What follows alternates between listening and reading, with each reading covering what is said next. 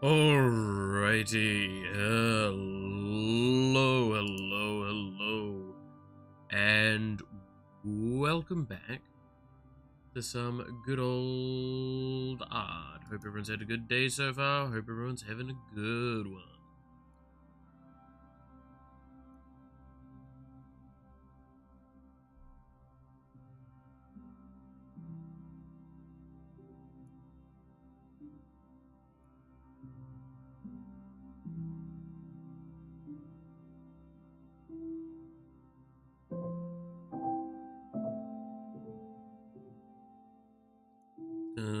Alright. Hey, you sweeb, how's it going? Oh.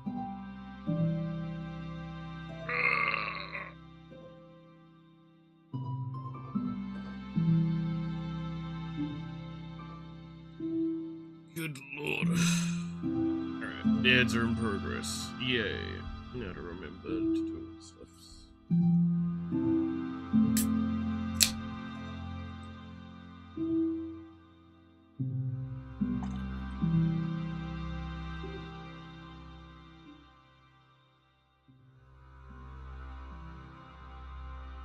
This is a small break from stuff before dinner. Fair.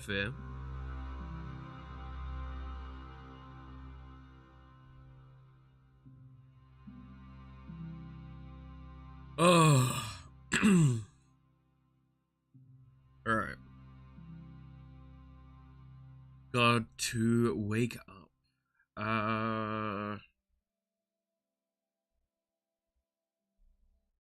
The magic of waking up. Shall I find that magic one day? Maybe. Which reminds me, speaking of random magic bullshit, and the ads are going, so it's perfect time to just do the last few medication things I need to do.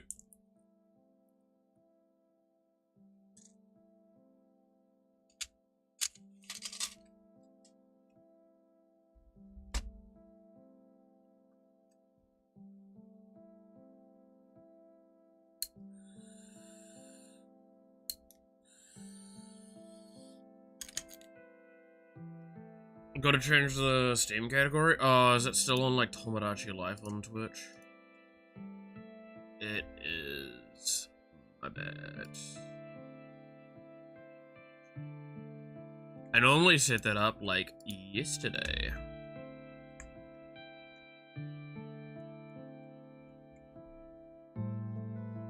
There we go.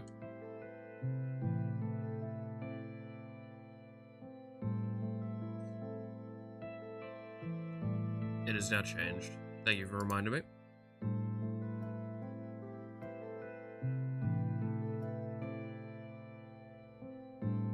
I think that's the last pill I need to take.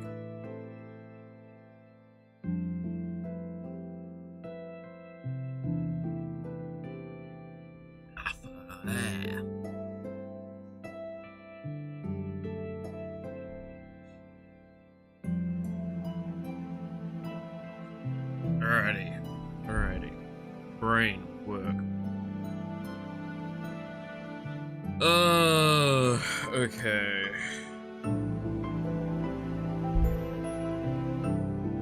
That music is a little too loud, I think.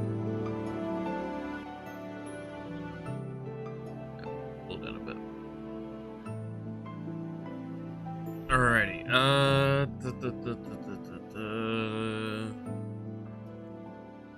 Where is a reference art that I hit up?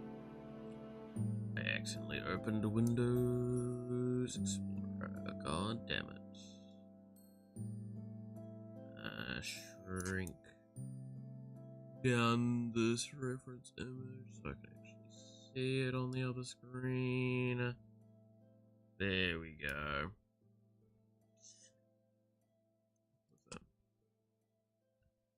Oh, so the plan for today for art. That's a I mean, I have had one request that I have quickly put something towards. I also do have more art I still need to do in general for people. Because I have at least 2, 3, 4 commissions that I need to do. I'm not going to work on any of them on stream though, because I don't think I've been given permission to.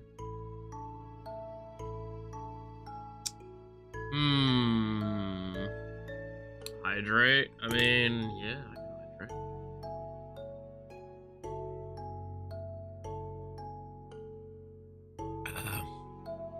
Gonna work on comms. I don't think I can.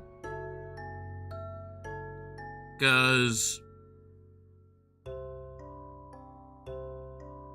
one of the commissions was given, both the commissions from people that I know directly have given the commission to me privately. So I'm not going to work on the commissions publicly unless they specify otherwise. And then I've got 2 work commissions, which I don't believe I was given permission to work on those. Because normally I ask, I don't think I asked is the problem this time. So I just don't have any comms I can work on stream. I do have 2 things I could work on. Because there's a bunch of other art I could be doing, but I can't do that on stream either. This is the problem, is so much of the art that I do nowadays, I can't do on stream. I need to fix that. See, this is why I need to, like, I keep thinking about it, is, like, hop on something like Skeb or VGen.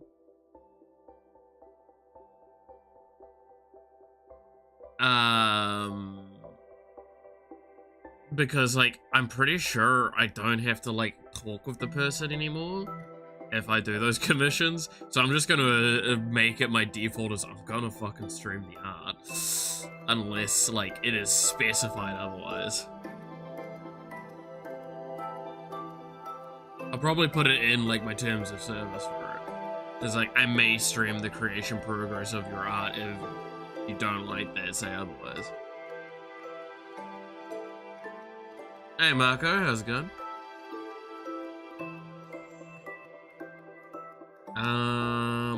Okay.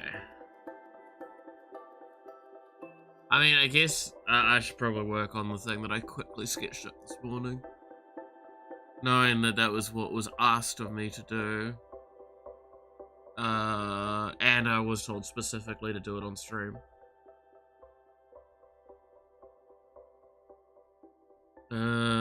Do I have all the references I need for that? That one. I don't think I need anything else right this moment, because technically I have the other one on PC.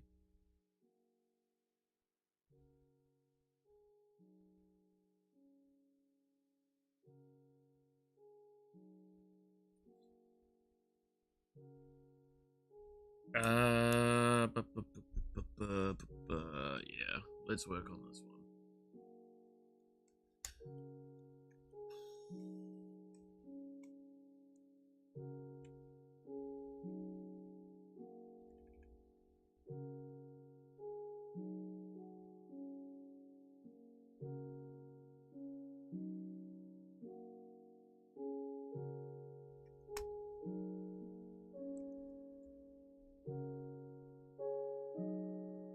Alright. This was like a 20-minute sketch, so apologies that it's really rough at this stage.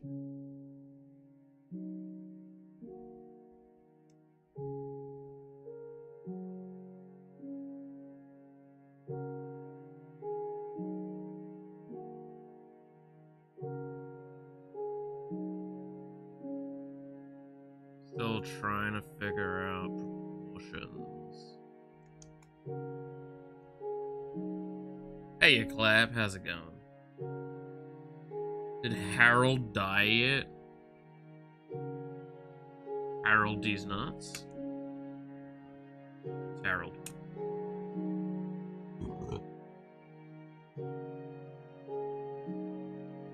Pardon me. Good lord.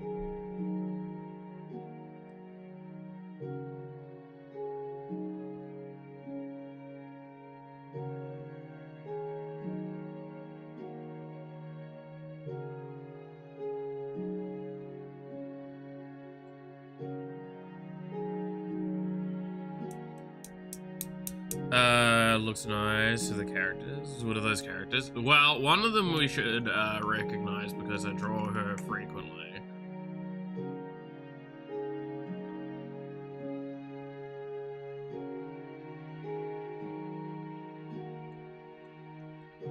It's mischievous fox friend. The other one was the part of this that was mainly a request by said mischievous fox, which is a friend of hers.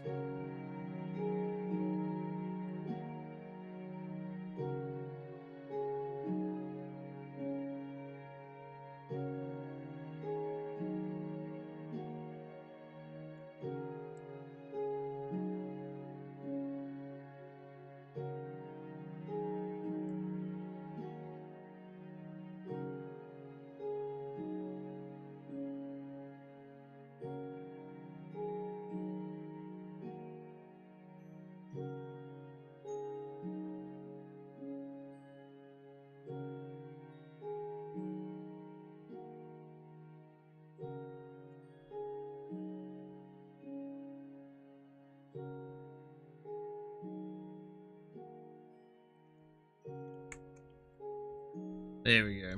Gingley, yes.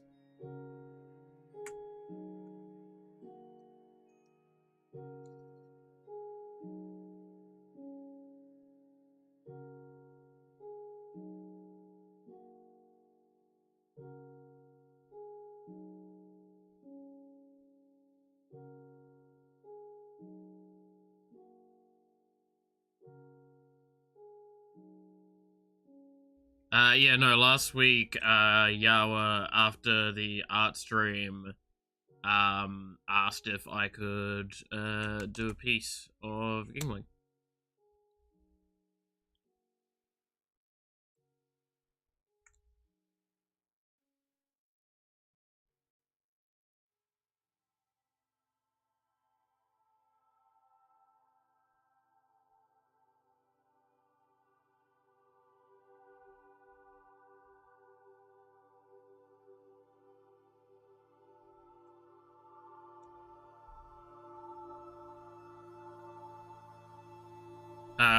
To which I said, like, what kind of piece? And she said, whatever you want. And I'm like, and gave me some examples of some stuff that's been done in the past.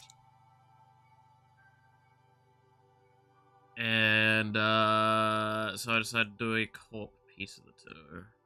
Because that seemed like a great call.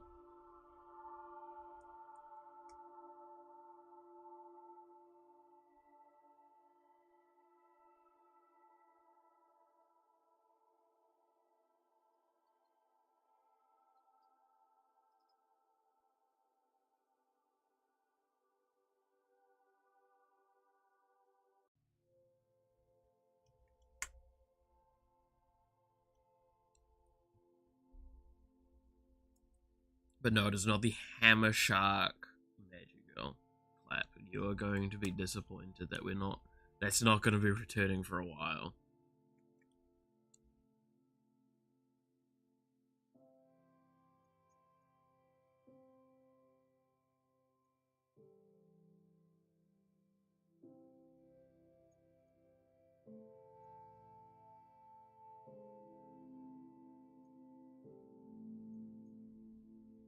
Is Gangly again compared to last time? A vague memory of them. Shark VTuber. Basic.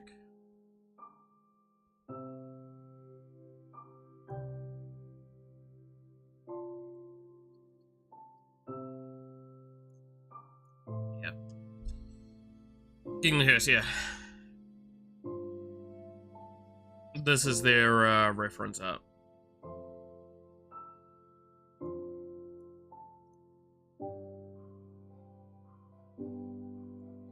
But yes, it is one of Yawa's long-term friends.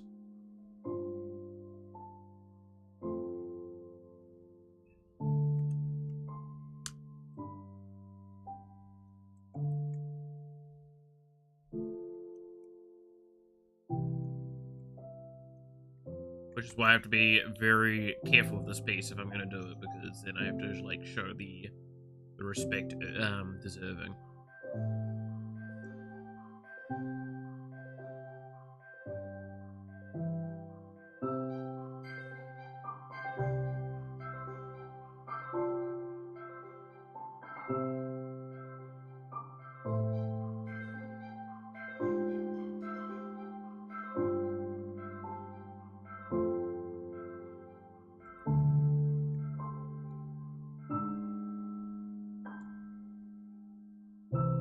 When are you drawing a banana shrine?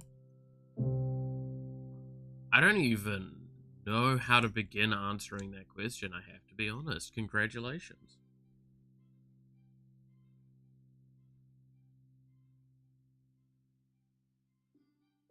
I actually am like almost stumped on that one.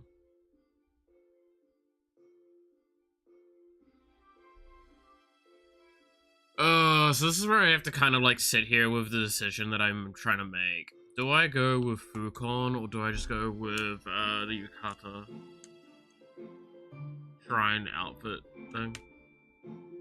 Or Yawa? Because so far I've been trying to do it for Fukon. But little fun fact, did you know, I'm gonna call Yawa out on this. Hey Sweep, you know this strap here that has like the con on it? Where's it go?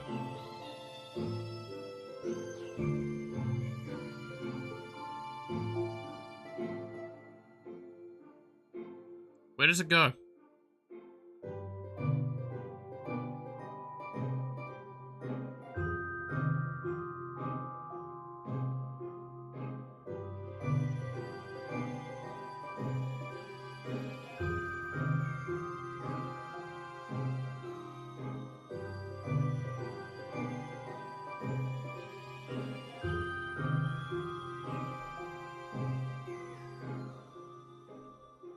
Alright, now that I've cursed you with that information.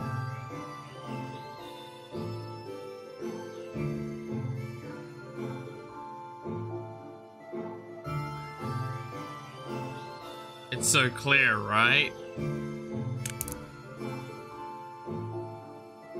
Yeah, it's so clear when like this is guiding over and is part of it. This is all one piece of cloth here and it's just going to the thing, because that's all one cohesive piece. We look really closely.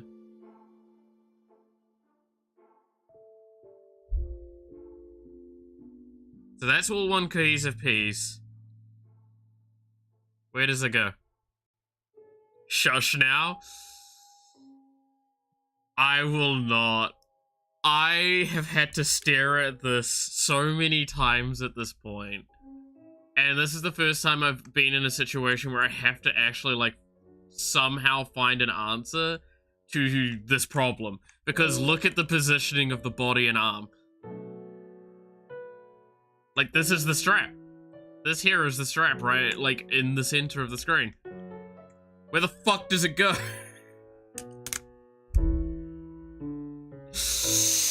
Ah!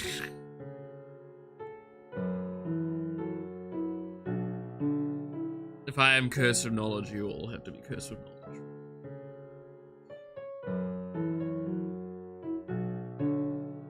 It's Velcro. You know what? I'll honestly take that as an argument. At this point, I honestly probably would.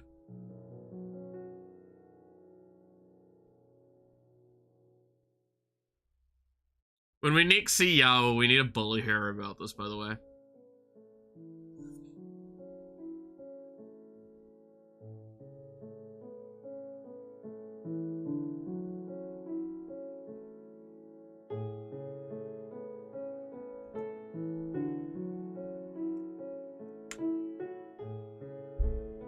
I just draw it as a strap. See, this is the question, right?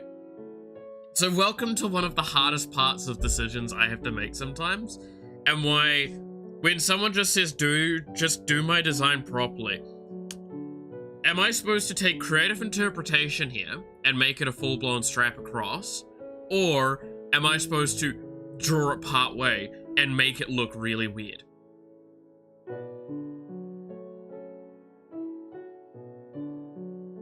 right? Like, it's such a kind of shite scenario to be in, because neither sounds, like, good.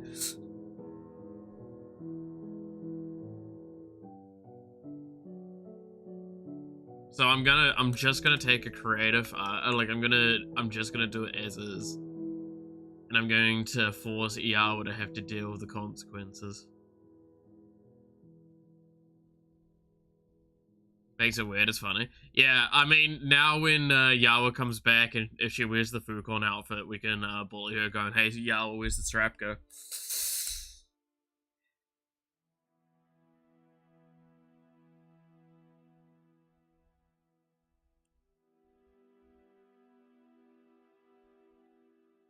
Do it how it... Well, again, like, so this is the one of the times where I have to, like, point out the difficulty with my situation for things, right?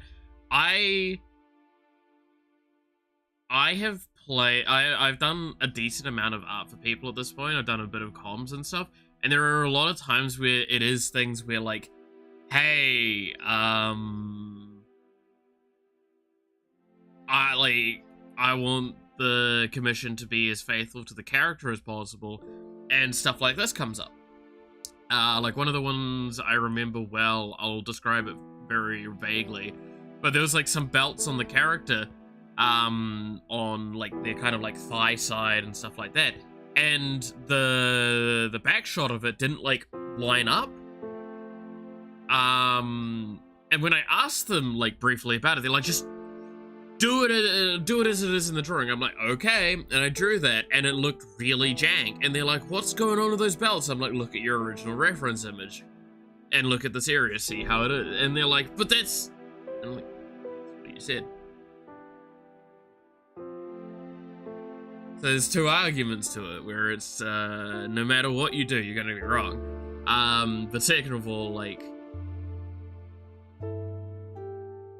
there's always going to be one or two things like this. In almost every design, there's always going to be, like, some inconsistency that you didn't account for. And that's fine. But I will relentlessly bully Yawa for this, because it's really funny.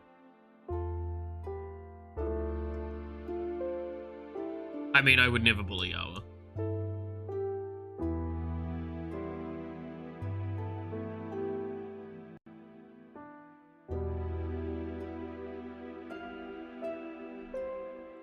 You have an idea? Oh.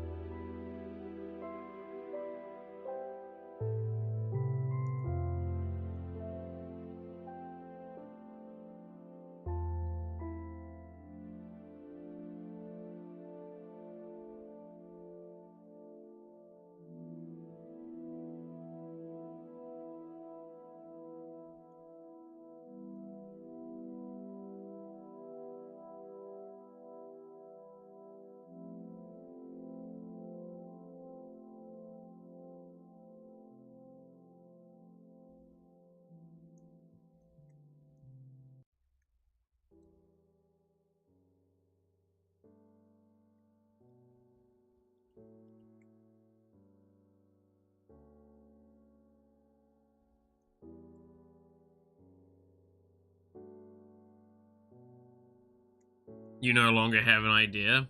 Uh-oh. Dare I even ask? Gonna make dinner, catch you later. All good, sweet, catch you later. Did you, like, lose the idea? Did it get away from you, or...?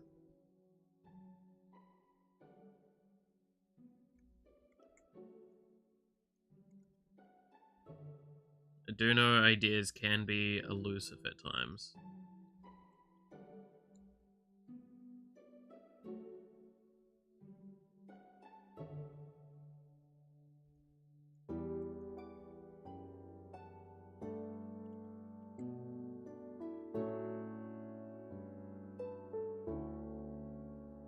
It sounds dumb. All ideas sound dumb until they're said out loud.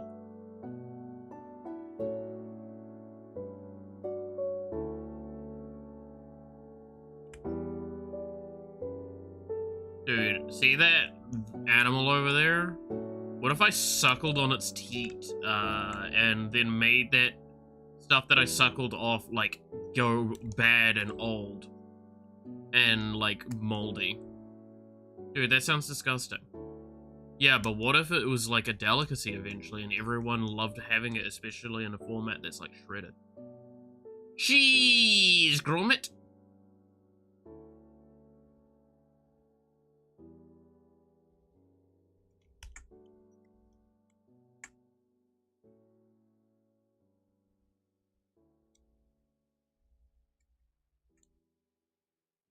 Suckle the beast's teat.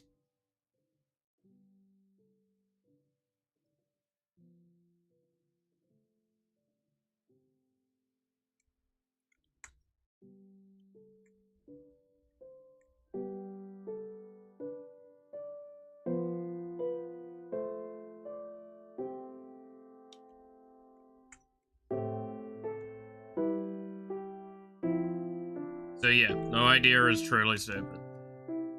Because there's stupider out there.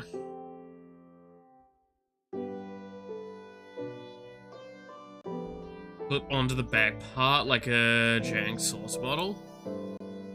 No, but that does give me an idea. Right, because like what we could do,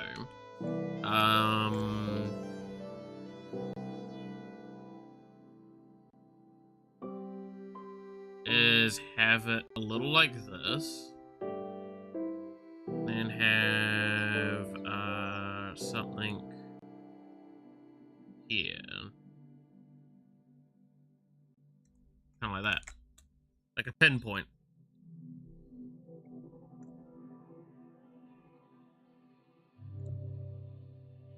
Now, obviously, I'm gonna have to do some work because, like, obviously, this looks weird, but.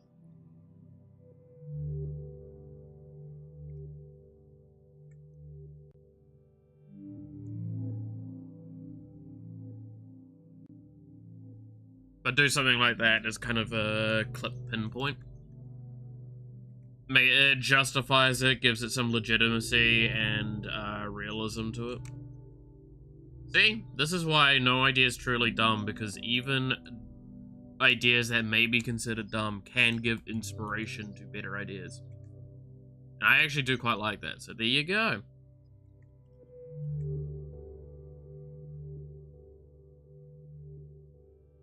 I mean, how did the theory of gravity get made?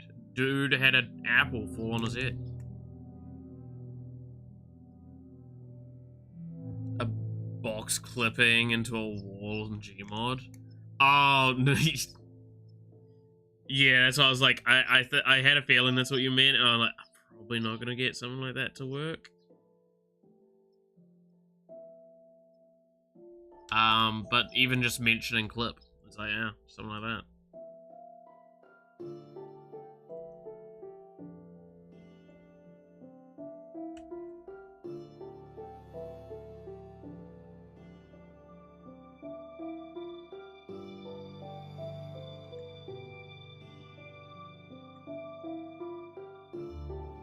Like, it's either I have it directly just force into the other piece, which there is probably a way to make that look fine.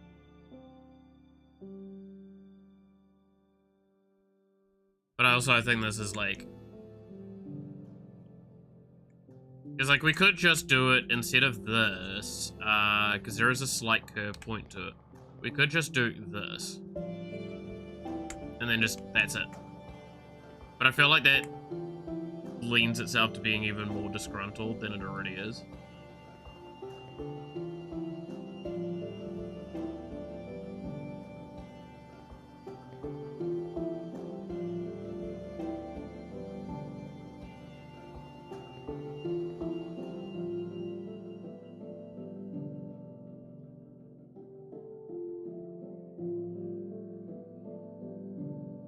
It'd be like, damn, is the positioning?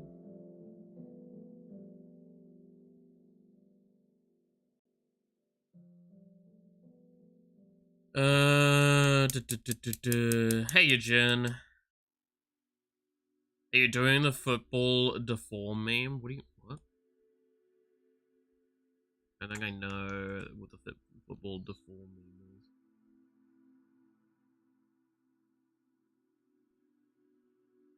is. What character is that? So this one that I'm currently doing the stuff for is Yawa.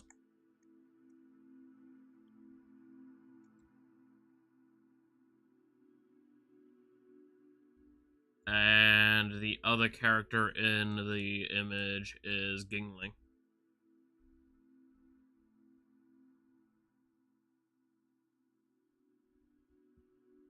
You put a button pin there with Yawa's favorite color.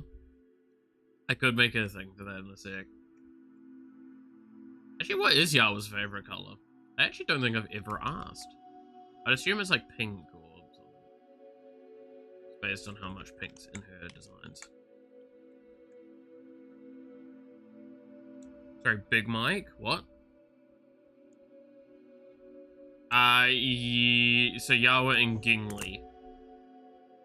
Gingly Hearse. So Yawa is, again, my friend here. This is her reference sheet up in the top right, you can see. And then the other character is Gingly, which is... This is their reference sheet. It is one of Yawa's long-term friends. And a fellow VTuber. It was a request by Yawa.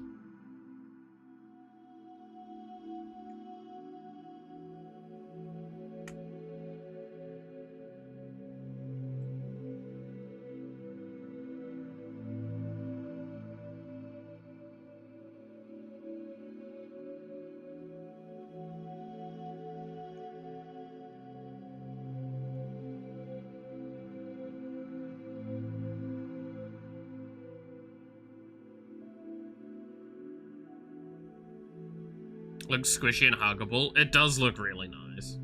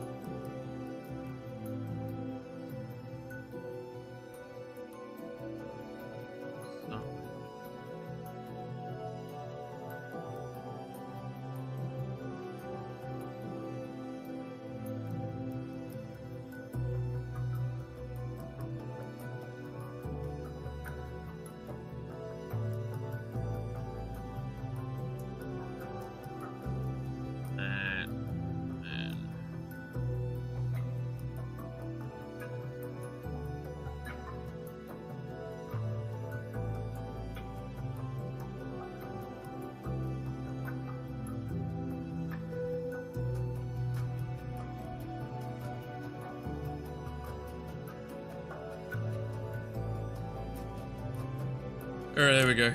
Are you going to be looking for inconsistencies in your model when you get to it, or leave it for fussies? Yes and no. It's... If I find one, and it bugs me enough, I'll definitely, like, try and point it out. But like that's why when I go to do my model, I will not deny I'm probably going to be a pain in the ass to do a model for, because I will be like going for very specific detailing. So hey you devil, how's it going?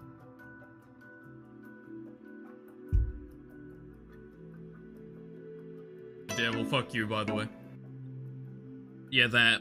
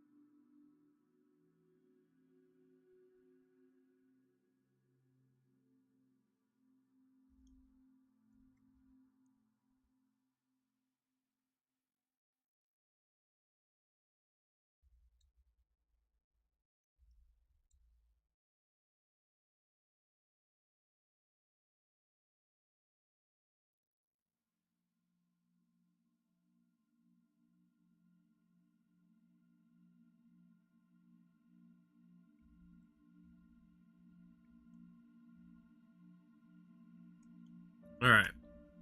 Oh, sorry, just a moment. I need to set up a bit better. My legs are starting to go to sleep.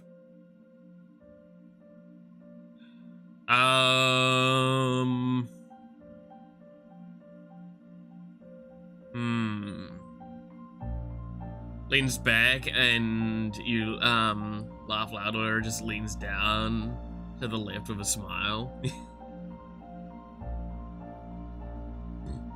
Yeah, it's one of those funny things that like you can start seeing again,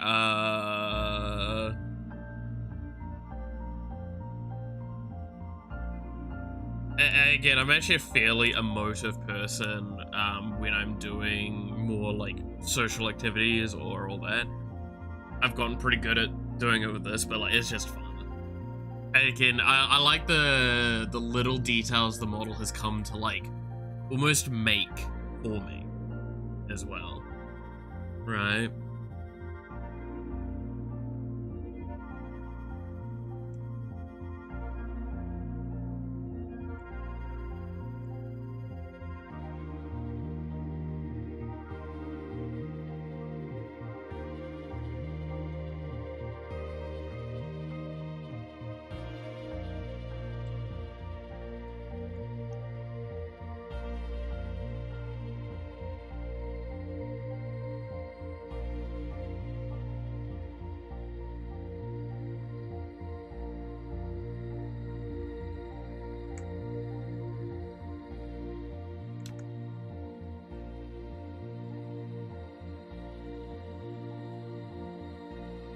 You want to add a new sound bite? Fair enough. I mean, always feel free to do so.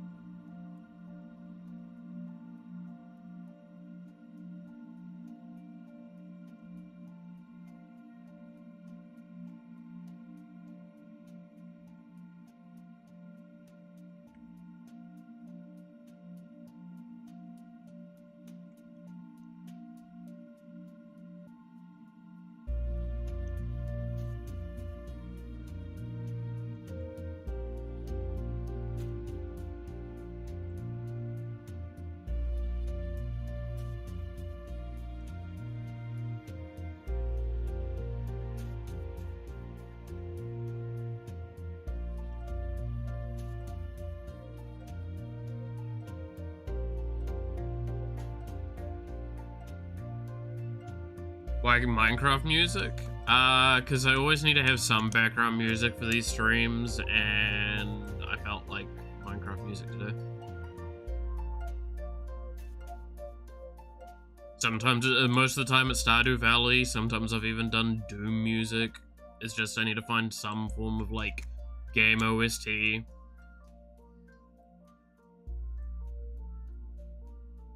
no grander thing for it.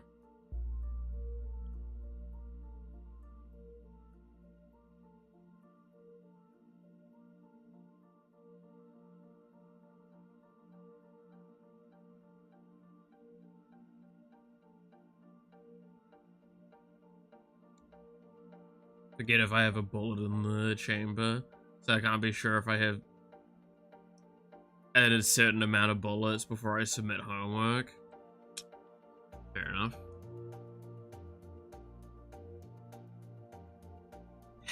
You got cap horse locks? I did indeed get cap horse locks. Dude, chat's terrifying amount of happiness.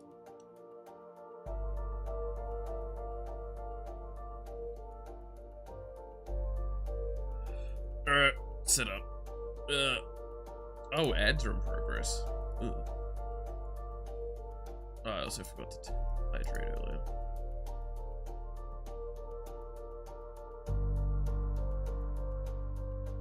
Yeah, no, the anniversary, the birthday stream was a wild time for everyone involved.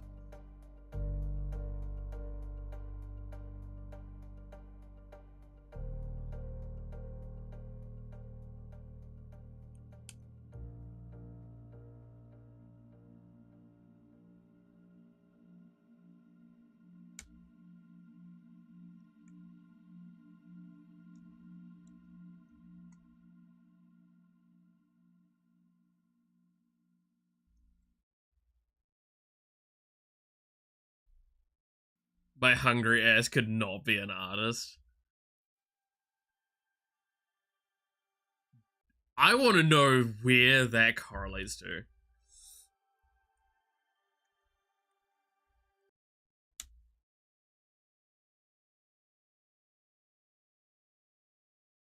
Because, like, I'm just curious, how does, like, hungry and artist work? Are you meaning because I don't get to eat very much because I don't get paid well enough? Because then, okay, I get that. Still don't watch the VOD. It is a train wreck. You ever look at a sculpture and think, can I get away with touching it inappropriately? Wait, you only think that? You don't just do it?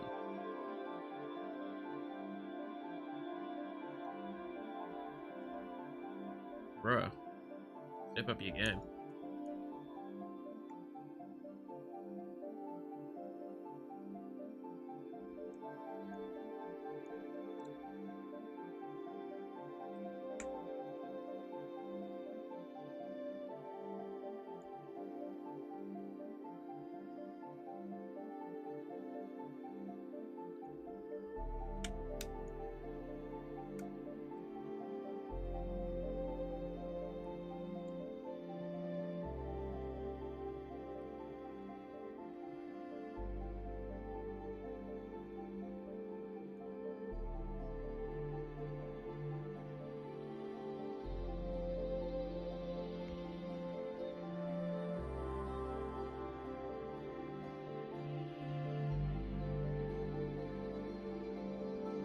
You know what's funny? For 20 years, I only saw headless, unsexed mannequins, so I wasn't at the fuck around age when I finally attached them.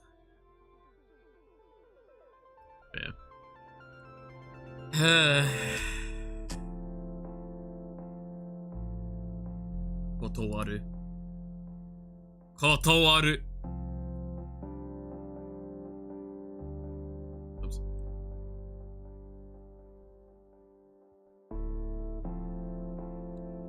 Kotowaru.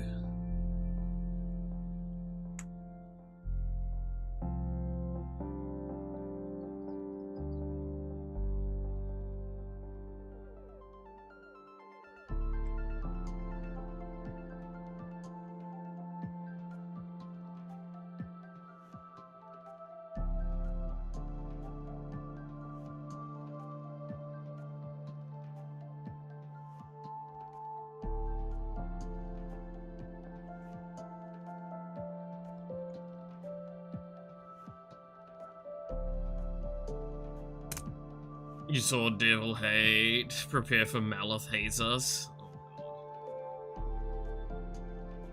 I mean, I'm just gonna prove it. You can't tell what Malith is saying because it's like a dark spell causing your speakers to fuck up when he says it. What? Kotowaru. Do you not know Kotowaru? Kotowaru.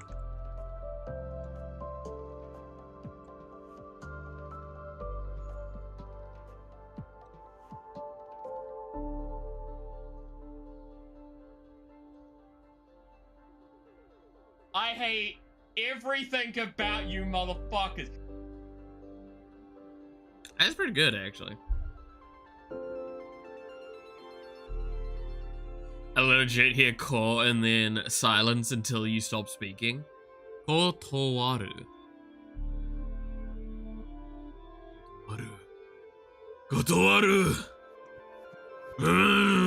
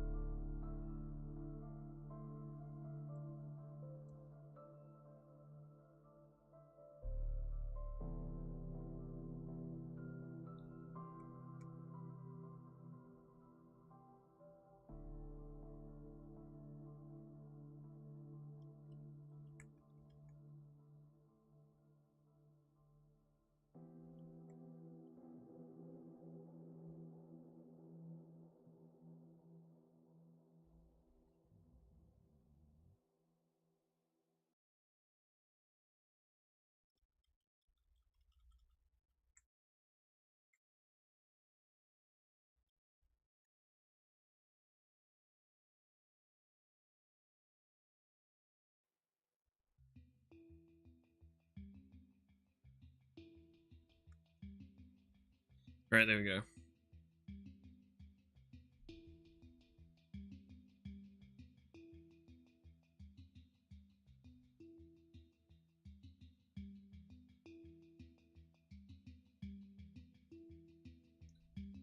Where is my reference image that I had a second ago? God. I needed it because she's got... Okay, that makes things a tad bit easier.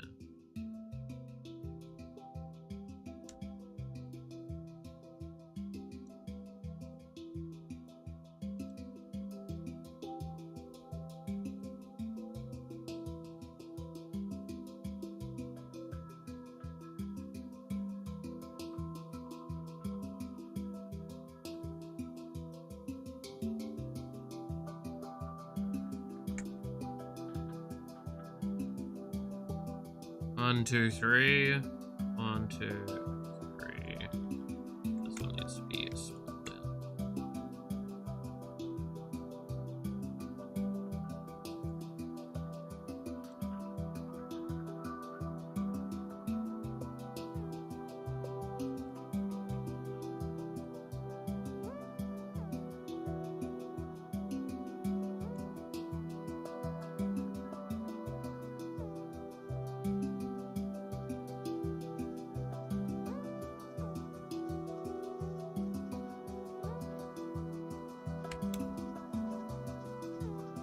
There we go. Got dirt not only on Floof, but on Bug.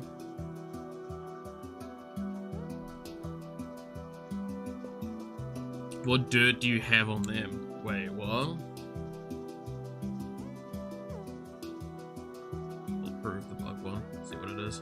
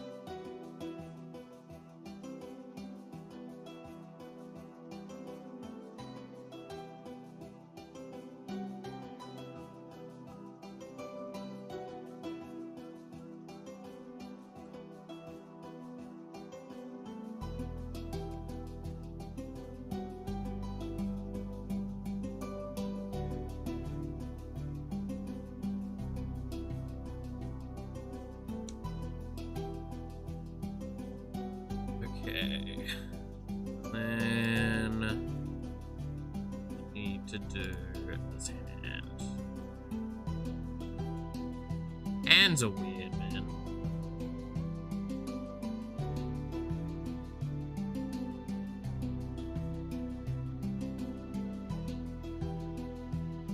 Especially at like unnatural angles like this.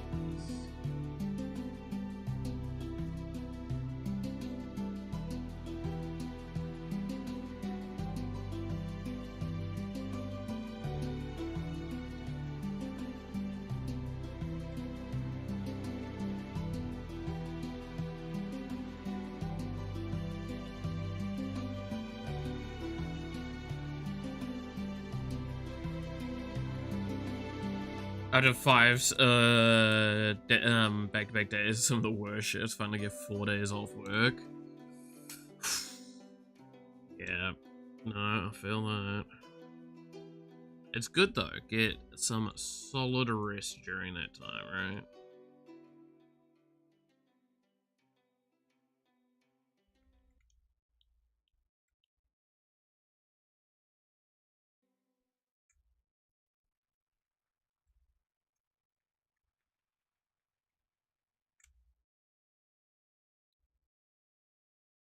Now that you said it, you're gonna get called in and prompt you. I mean, you don't have to go in, right? In that scenario. I mean, don't get me wrong, it's more money, so I get, obviously, the... Yeah, I'm gonna say, yeah, but I still probably will. But, like, don't go in if you don't have to.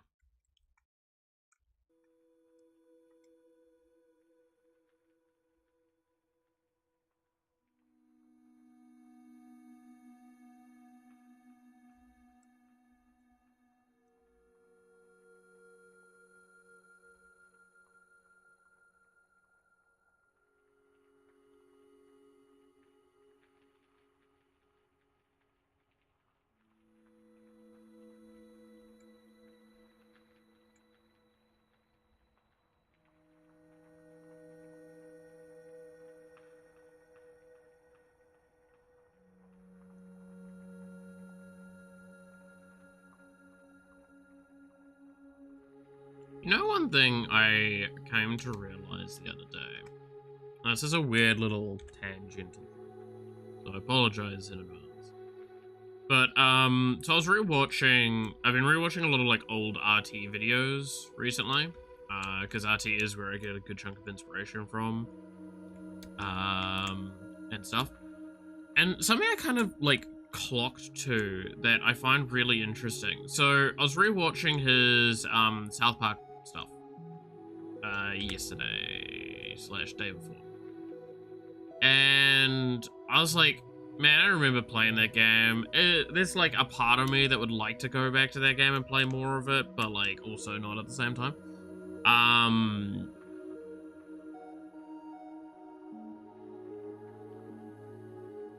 And I wonder about that.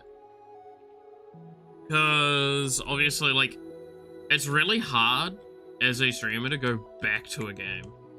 Who's RT? RT Game, a Irish streamer and YouTuber that's very, very funny.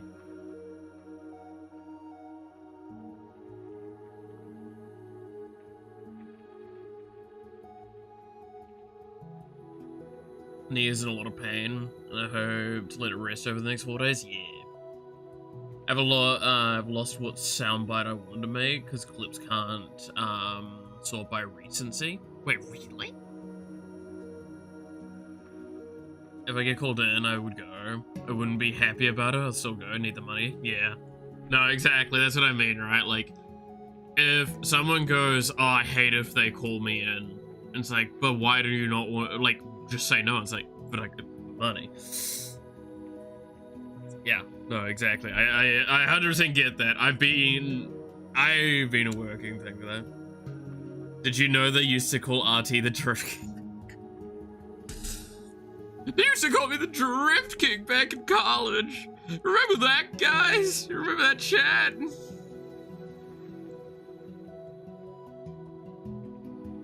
No, I will not deny that a lot of my inspiration for how I kind of handle my content and how I kind of broach my own humor is derivative of someone like RT. He is an incredibly funny individual, and genuinely, I think like he's helped me better understand what I kind of want to get out of all this stuff.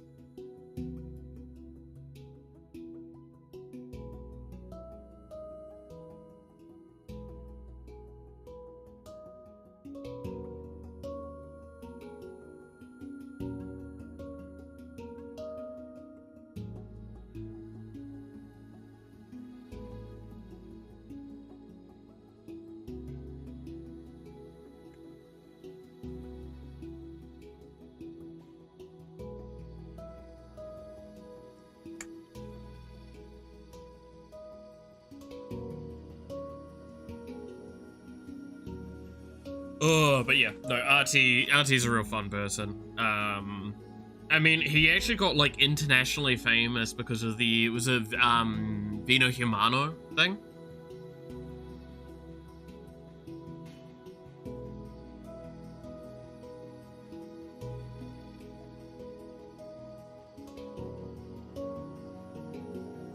Which to anyone that is wondering what that is, I'm not gonna spoil it. I highly recommend you look up RT game Vino Humano, or just RT game wine, and I'm sure it will get you there. I'm the masturbator.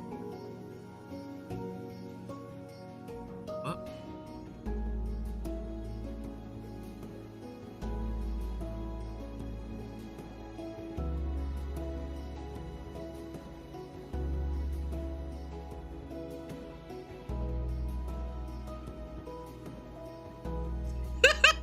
My brain actually just died.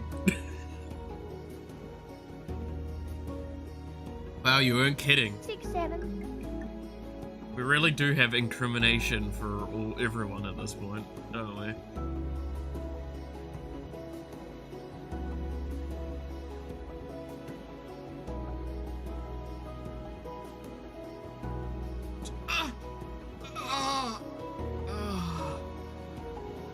Okay, that's... Yeah, no, that's what I was talking about, Devil, the Viva Humano.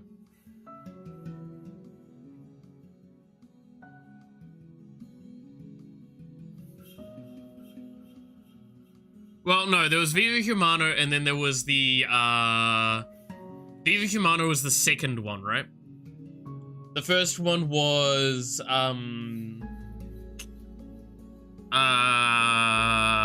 was a fridge, or a freezer, or something like that.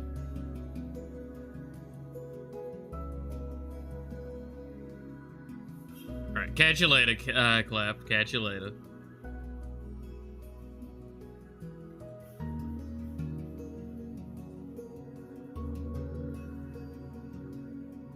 But no, again, I've been watching RT for a while. He's doing a lot of collaborations with another Irish YouTuber. I wonder who that person is. Could you call me a name? I don't know. Like it's definitely not something like Kevin, right? It's definitely not some. No one would call me Kevin. No. That'd be such a dumb name. Anyway. No, I can actually date exactly when I started watching those two.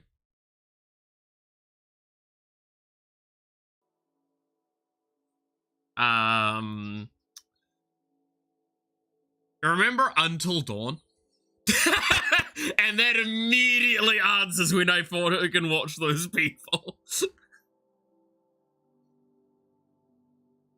City Skylines and Until Dawn era. And that's basically, yeah, I started watching Kevin around that point in time, and I found RT about the same week as I found Kevin.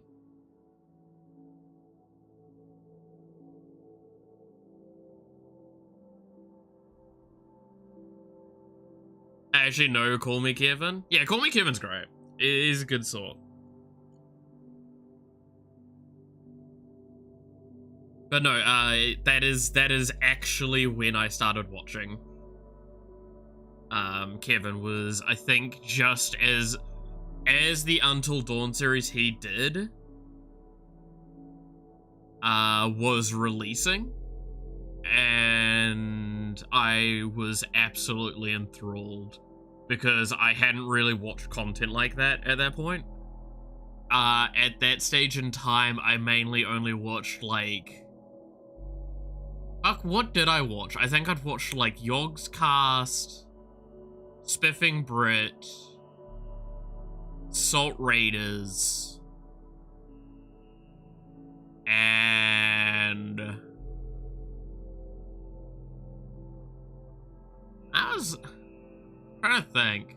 That was when I was still watching Balmy as well. Well, that was, to be fair, back when he was still doing, like, Dota 2. Watching Kevin when he was releasing his Sims videos, yeah, that's a bit pre-me by a lot. But no, RT, I've been watching. The problem is, right, I still would argue I'm a younger, like, a newer fan than a lot of people would be, because, again, I only came in with, like, Until Dawn. Until Dawn's, like, still 7, 8 years ago. Sure, I saw RT before, but, like, actually got into his content when he started collabing with Kevin, yeah.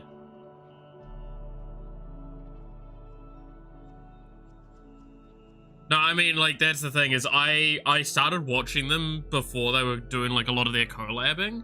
Then they started doing their collabing, I'm like, this is great.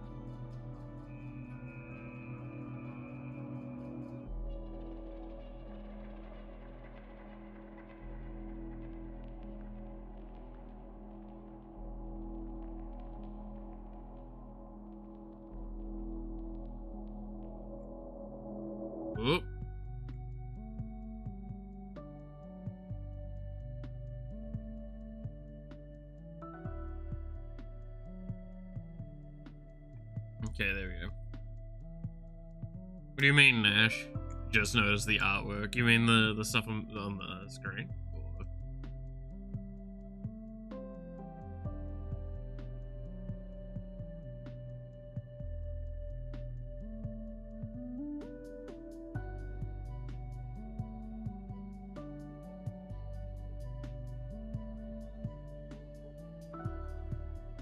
I think it's impressive how entertaining RT made Plastic Duck Simulator. Dude, I can really show how much I am like an over-the-top RT fan. I was there for the paint drying stream.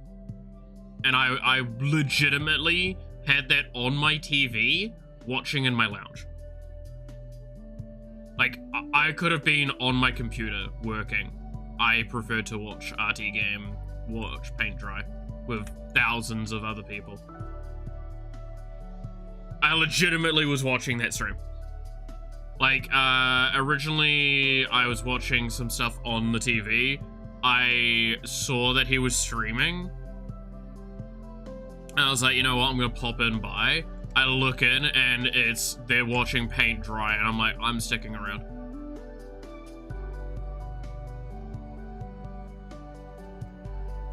If you think this is a joke, this is actually a very famous stream of RT games. He literally watched paint dry to thousands of people.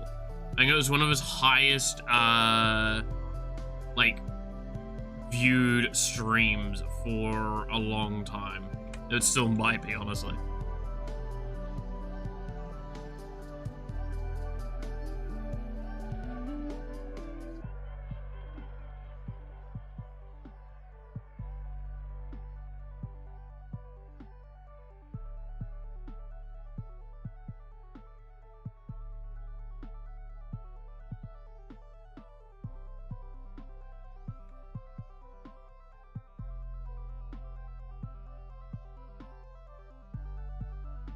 That says good things or bad things about his content.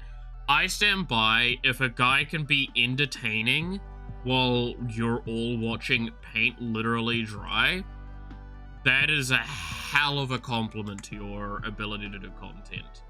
And also what, like, to the efforts you've put into, like, harbor a good community.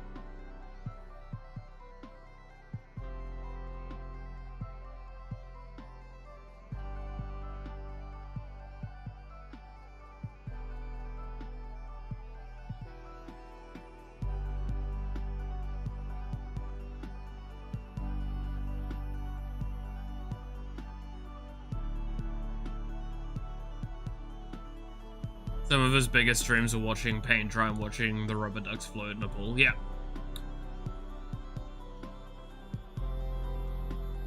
The rubber ducks were for real fun to watch. Dude, I rewatched the highlights video he did of that recently again, and fuck, it's just funny.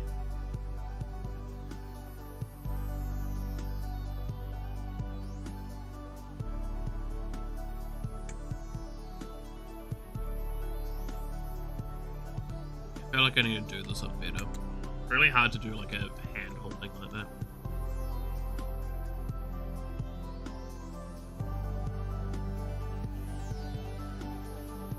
And sorry, the ducks were drifting around. Yeah, no, exactly, right? Like, to those that haven't seen it, I can't describe it. It is an experience.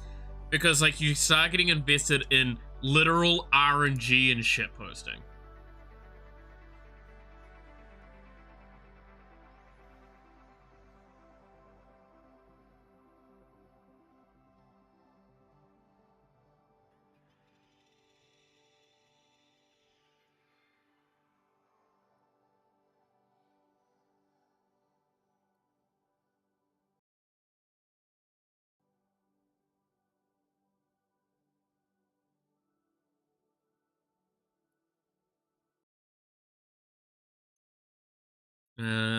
Posted the link on Discord. Yeah, exactly. It was just so fun.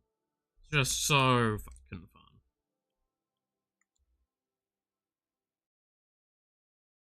Yeah, like there was so, again, it's one of those ones where like describing it will never do justice. It is an experience that genuinely I'd recommend.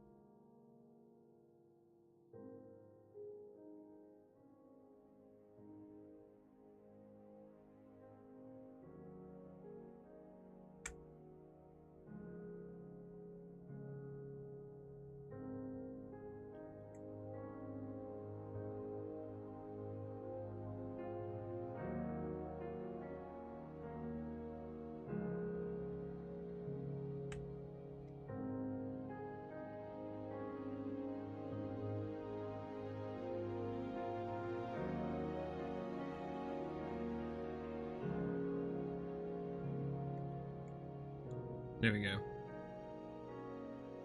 Dude, I could talk about the sacrifice sequence where there was that one duck that sacrificed themselves to save the ducklings. It was just so much to point at in that entire time.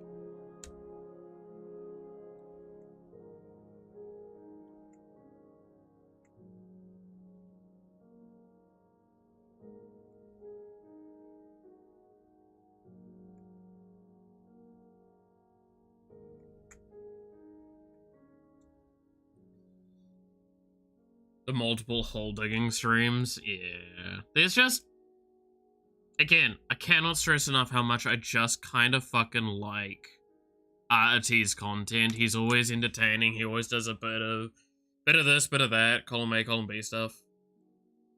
Saw my first shift after 4 days often be like 7 a.m. to 7 p.m. with only a 30-minute break. Surely there's at least like some 15s in there as well, right?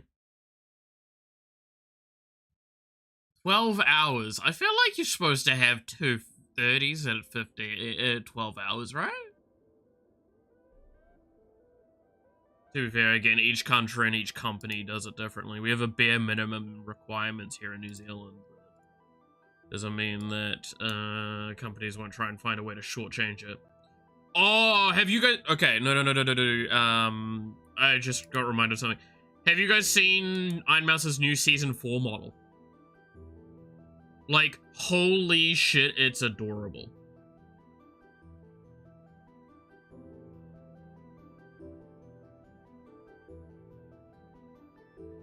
Yeah, no, Iron Mouse is a 4.0 model.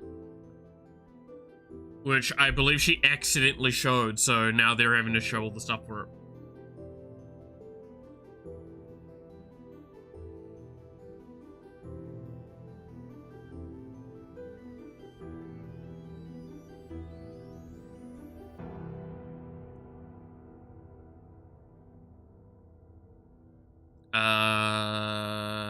Here.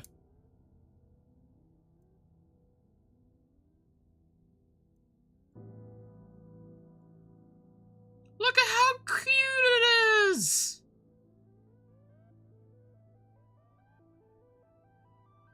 I love that.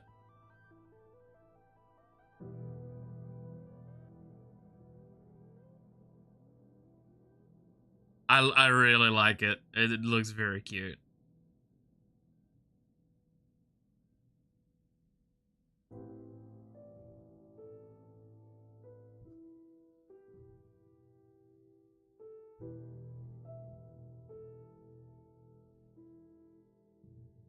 Kind of classic looking. It's nice. Again, it's her 4.0, so it's basically one of her, like, mainline ones, where I would assume, basically, if we're going to be seeing content with her in it, it's going to use, like, this as a foundation point, right? Like what we had, like, typically we've only ever had, her, like, core outfits as, like, content for media. This one will probably be the next one for a while. Even though she'll still get another fucking outfit soon. But I really like the styling of it. It looks really cute. This obviously is just still the reference image. There is, like, full-blown stuff, but I love that one. Just checked, and the only UK law about work breaks is that we are legally entitled to a single 20-minute if your shift is over 6 hours. Ew. Yeah, no, over here it's like, I think it's at 5 hours you get a 30-minute one. And then again, there's a lot. There's a lot of like ones like this.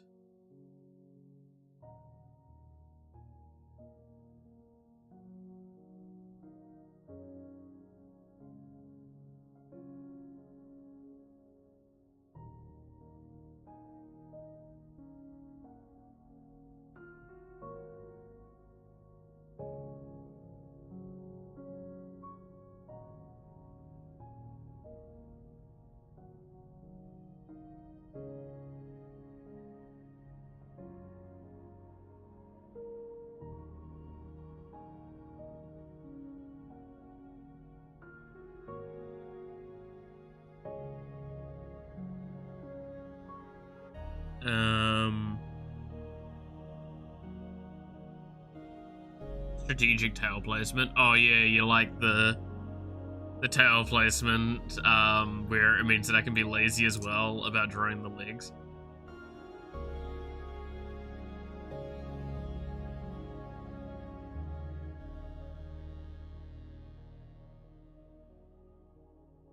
Do I have any specified break time? I mean, it depends on the job, right?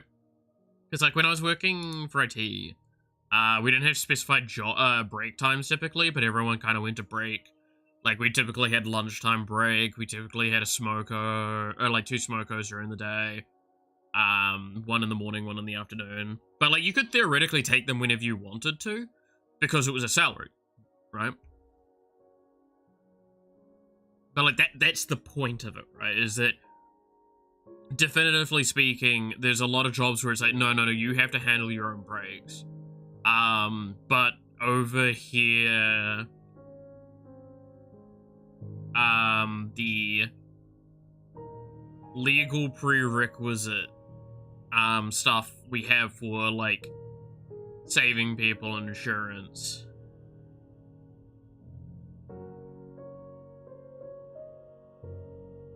is, pretty strict by comparison to what I feel like I've seen in other countries.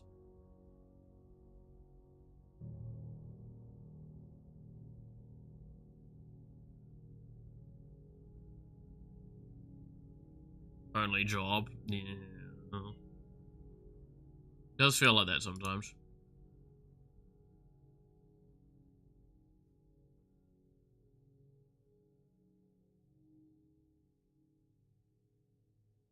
Okay, I'm gonna be a little naughty. I'm gonna go quickly pull something up that I've been seeing people talk about, that it's not gonna affect me and how I play, but it is gonna affect the economy of Magic.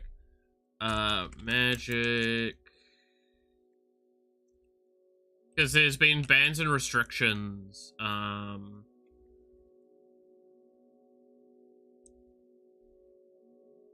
today for other formats that I'm curious about. You feel more free than ever when it comes to work, yeah.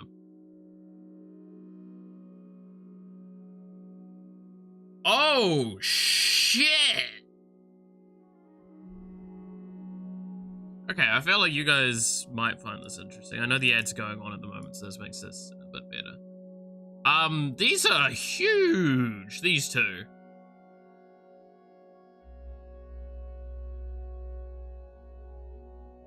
Okay, yeah, so like, as you can see, most of the ones, especially ones that affect me, aren't changed.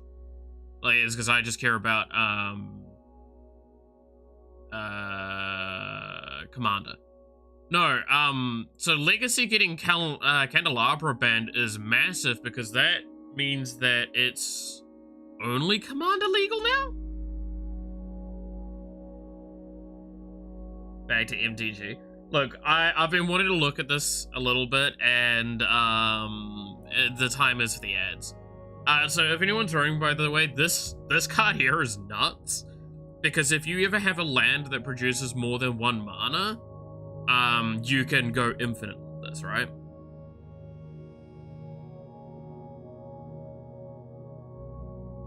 This card is notoriously, like, pretty broken. for it getting banned in Legacy is pretty good because it was like essential in it. Seeing Seeker of Skybreaker getting banned is amazing because this card is one of the only cards in the game that can untap itself. Because, yeah, the mistake this card has most of the time is like untap other target creature is like how it's phrased. So you can't target this. This is the only one that can target itself to untap itself, which means that you can keep turning it. So if you ever have something like the most recent card that came out that is breaking the format because of this combination, was it Hawkeye's Bow? Is whenever this creature is tapped or untapped, I think it's tapped, deal 1 damage to your opponent. So you just go infinite with it and just kill the person. Banning this in Pauper is massive because this not only means that they can now print those cards and not worry about Pauper, but it also hurts a lot of other like jank shit combos that this was enabling. And Brawl getting hit's pretty weird. Force of Will. Which one's Subtlety again? Enters the battlefield, choose up to 1 target creature spell or planeswalker spell and puts it on the bottom of the library. Ooh. Wash Away getting banned? From Brawl? Okay. Ugrin's Labyrinth getting banned? Time Warp getting banned. Wild. And Temporal Manipulate. So they're really hitting some of the strongest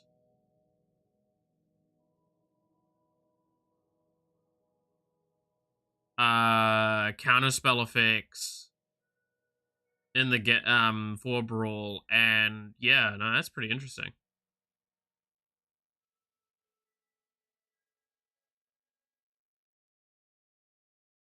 Yeah.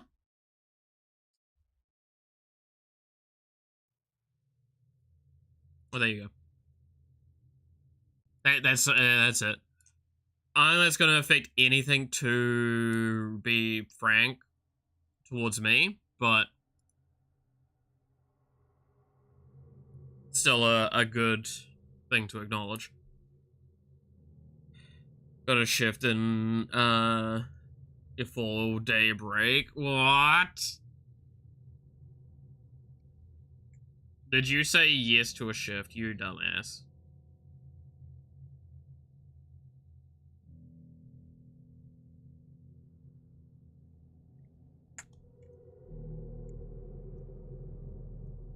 I get it, but god damn it.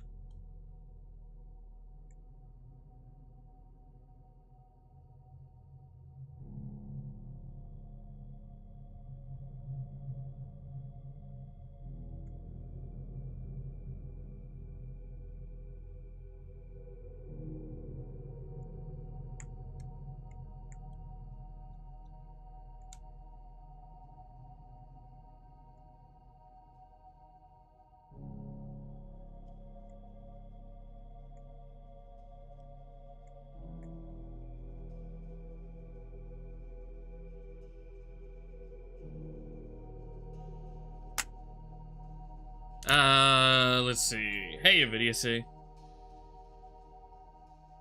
Excited for vacation? Do you think I'm having a vacation? What? Kneecap's gonna be bone meal at this rate? Yeah. When do you think I'm having a vacation? You think I take time off and I'm not gonna work? This is me we're talking about.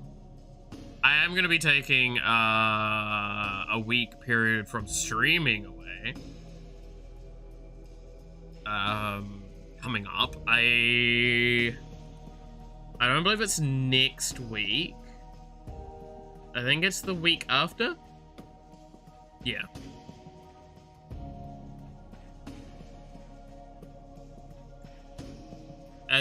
If I'm recalling correctly, that's when it is. He hates us all. Exactly. And this is why I don't take breaks from streaming all the time, because I just get told I hate everyone. No.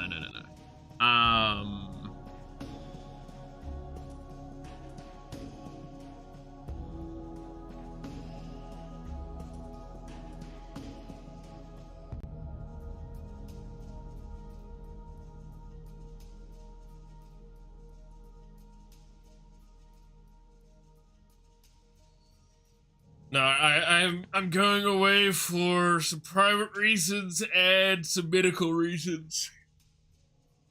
But don't worry, I'll try and be back as soon as I possibly can.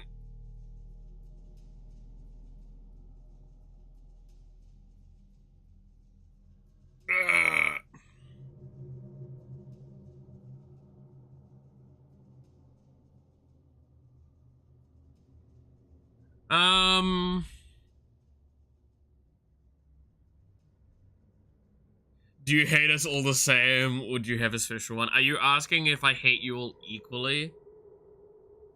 Or do I have a, more hated child? I can definitely tell you I have a more hated child. There's one child in particular I hate the most.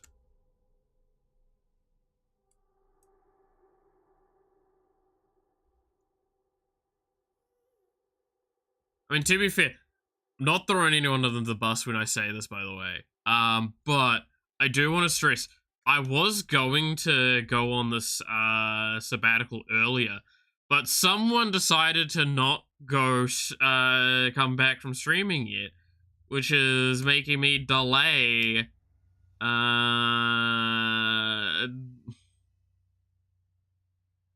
this activity a little bit, just so you guys actually have someone to watch. I don't know who I could be referring to. Some are hated more equally than others, exactly.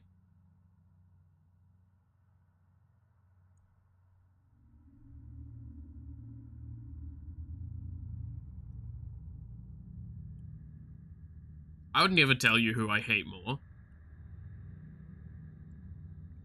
Can't be showing haterism, like favoritism, but with hate, publicly, not in front of all the kids. Apparently you're not supposed to do that. Did you guys not know that? That tracks, as you guys don't have good no.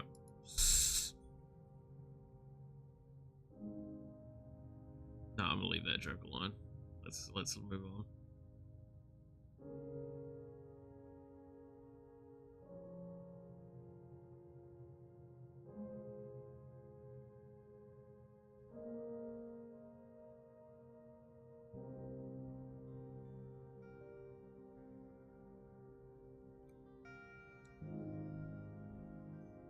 PDH, public display of hatred, exactly.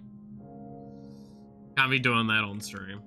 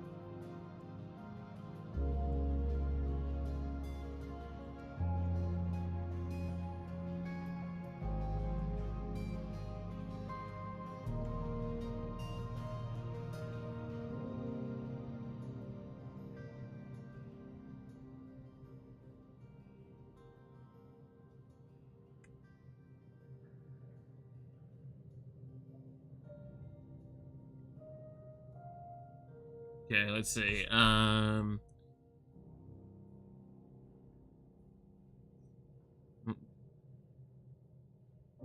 the speech. Oh my god. That is a speech. I'm sorry, I'm not awake enough to be able to, like, recite it for you.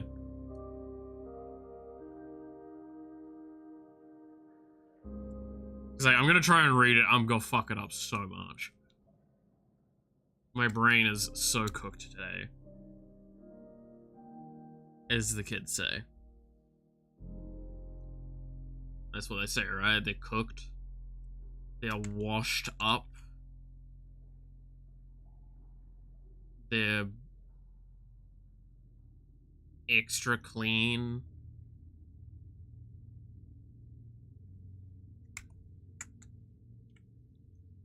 Mr. Clean.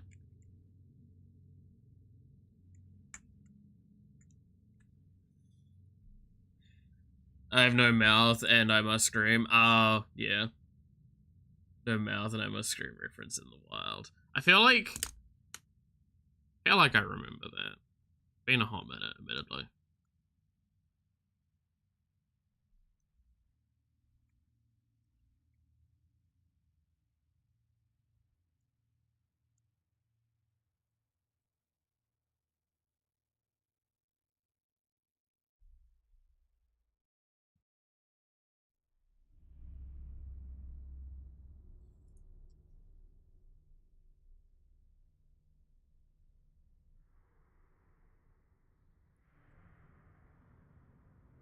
When AI bringing humanity to extinction was a cool idea, yeah. And now it's just straight up a thing that we think about on a daily basis. I cannot stress enough how tired I am with the AI just shit going on sometimes.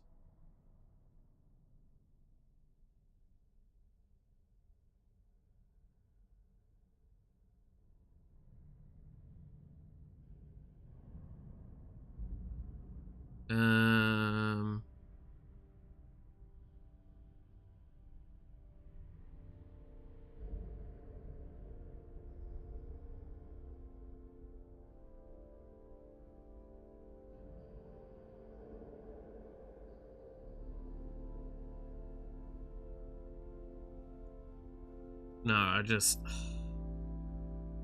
I did see the other day, you guys want to hear, like, a funny thing that, like, I didn't even, like, click to? The VA for Deadpool and Marvel Rivals in Japanese is actually Takahito, the voice for Dio. Which is funny, because he is the only person I know off the top of my head that in, Japanese dub, of stuff, he voiced Deadpool.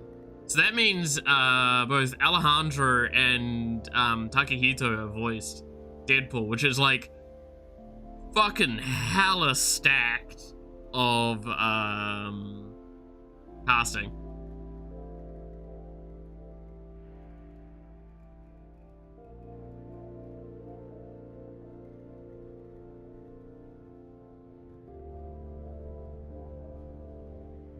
Like, hella stacked.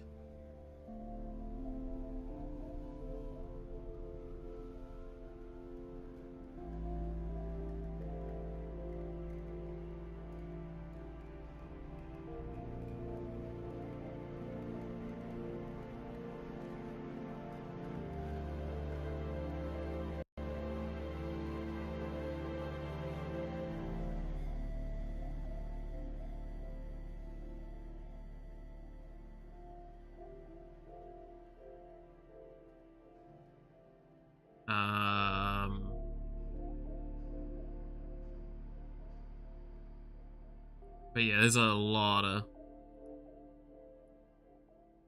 Gotta sleep a bit, got a bunch of chores tomorrow. Fair enough, Devil. Catch you later. I mean, it doesn't help that, like I said, I'm back on some of my mids that I ran out of a while back, if people remember. And one of those mids actively does make me more drowsy.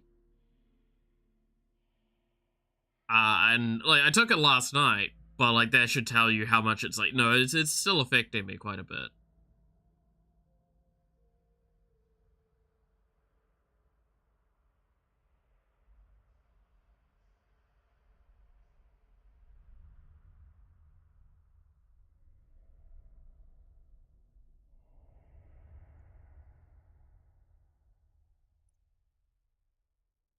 Um,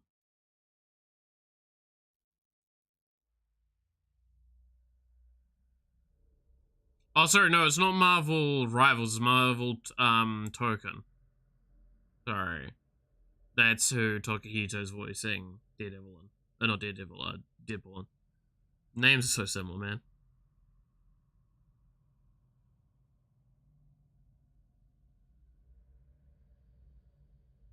Oh yeah, also, I talked about it yesterday, and I would like to confirm one of the things I was talking about.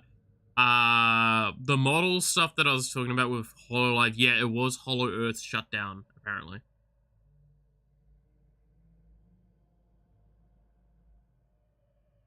I was able to get confirmation that was it, and it was a bunch of the Hollow girls going on to the game and playing around with like some of the skins and models inside of it.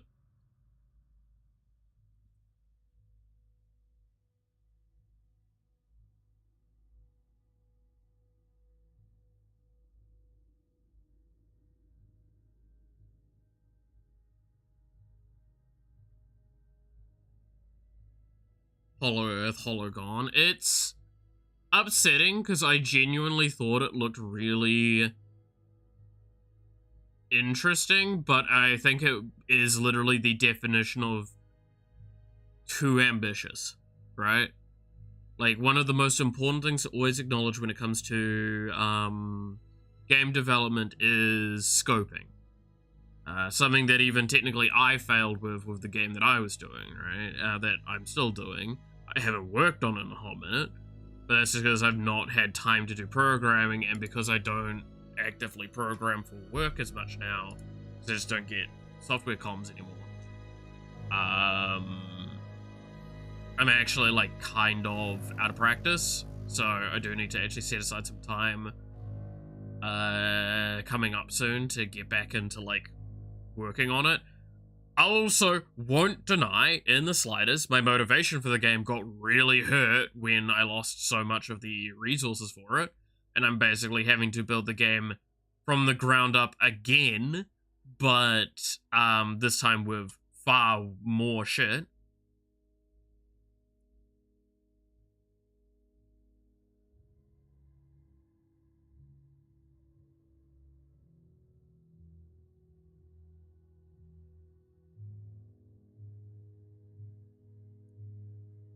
Behind the pushes of the game and cover, internals, almost probably investors, and their real audience, yeah. Again, it's the big difficulty with a lot of that sort of stuff. It's why the vast majority of the time I feel like best case scenarios you don't hire in developers to do your thing. It's you try and find passionate individuals that are willing to do the thing and support them. That's why Hollow Indie, I think, is better, conceptually speaking. Right?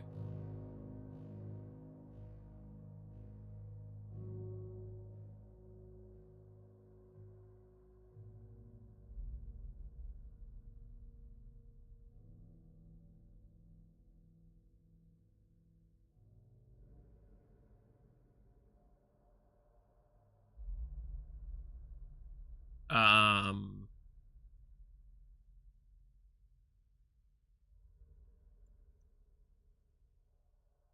yeah. It's a Malith. It's a Yawa. Hi, Yawa. How's it going?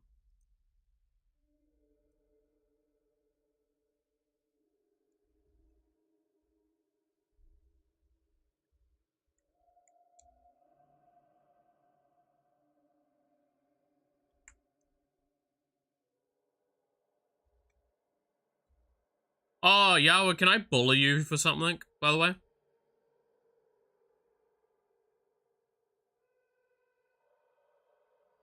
Did you see what I did? Not off the top of my head. No, I want to bully you about something. I want to ask you a question.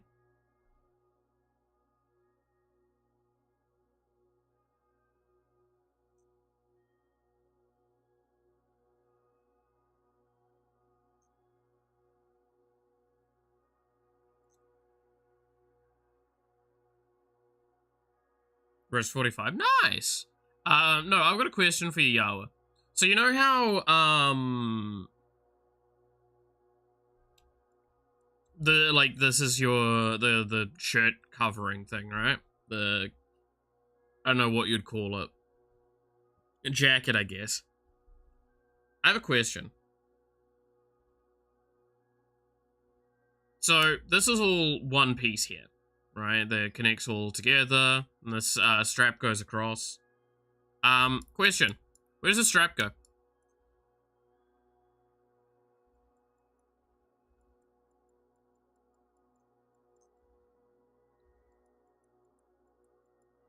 Just kind of stops. Where's the strap go, Yawa?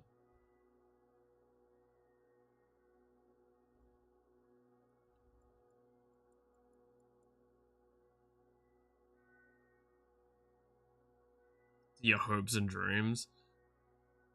I stand by. I'm gonna, like, slightly spin out. Because it's just so weird.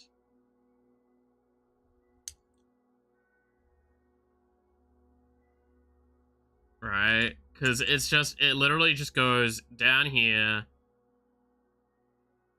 connects, and then stops. Like, the strap just gives up.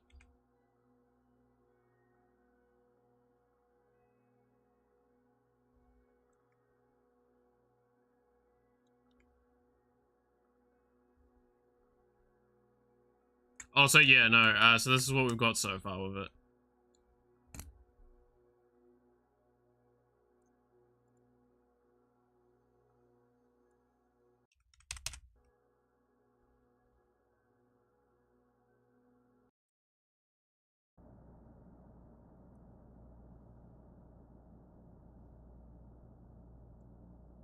Time to say con until you sprout a foxtail.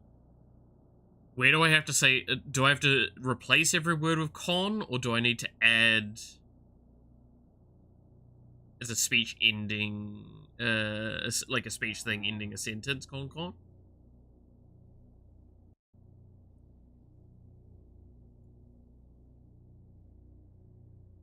Yeah, so it literally just velcros on, con.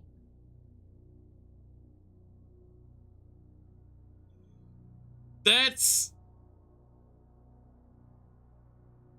upsetting, con. Can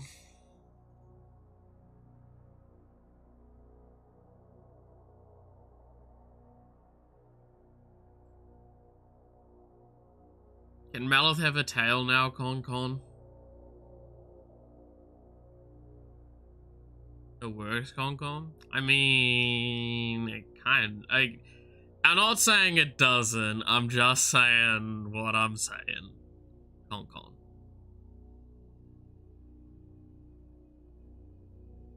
Don't question magic, con. I will question magic all the time. I play it all the time, con.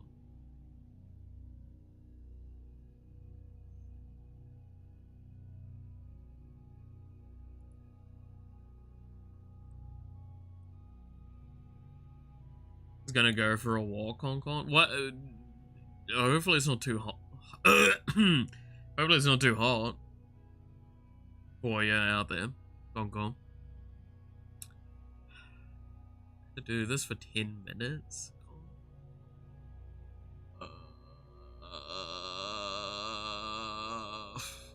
It's not the worst. Outside is cooler than inside. I mean, yeah, it's fair, but... And it is probably getting darker and late enough so it's not like sun blaring down. Con. I'm not awake enough for this bit. I swear to God, con. I swear to con.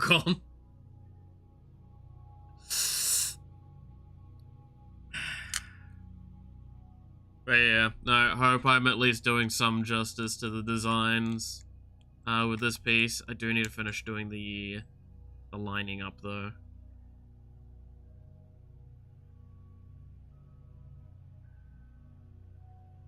Con.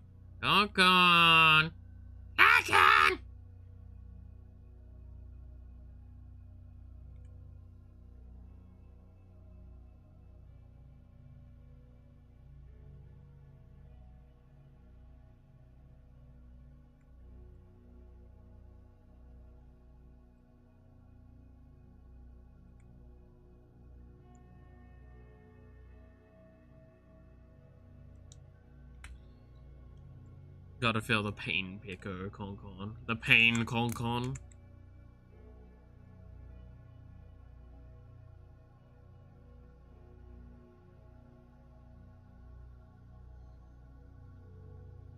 No. It's fine. It's fine. I'm making it a bit. Concon.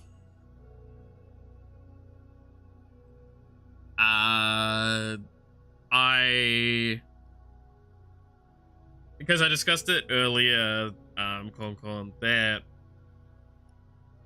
one of the things I've had to deal with a couple of times is people having inconsistencies in their designs and then requesting, like, do it as accurately as possible, which therefore makes it so I can't do it accurately or consistently, because, like, I think the example I used, Concon, was belts, right? They had, like, a bunch of belts on their character, but, like, different angles didn't make sense with how the belt's positioned. I asked them about it. They said just do it as it is drawn. I did it as drawn, and they're like, why are the belts fucked up? And I'm like, that's because that's what you have. So I'm just pointing that out purely because I'm like, do I need to take creative interpretation, or can I just do it basically? I'll just do it basically. How many points to make me sing the Uwu song, Concon? That's no longer points. That's money. I'm gonna be real with you, Chief. I know my worth. I'm doing that shit without getting actually paid for it.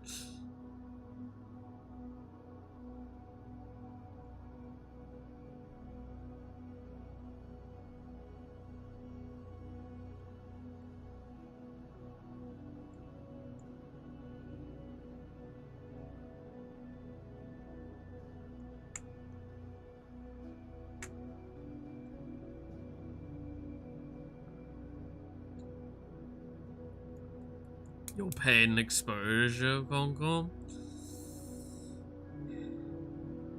Wait for a VTuber that's bad, Lamau. Exactly, Concon.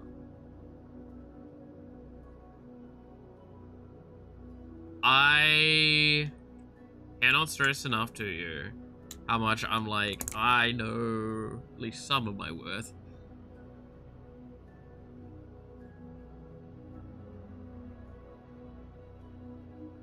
Expose these nuts.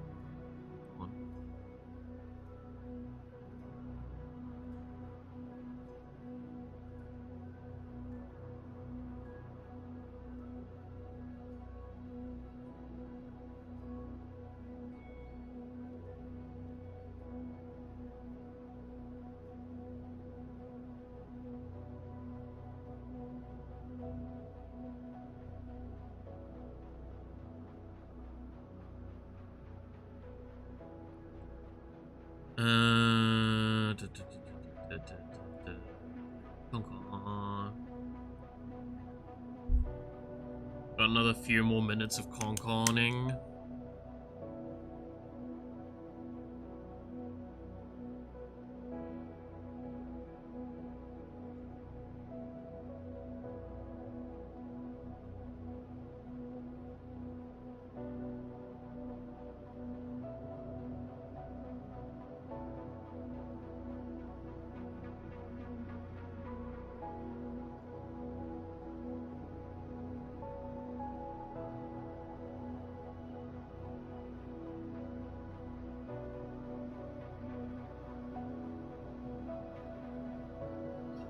Concon. Vocal stem of Concon. Alright.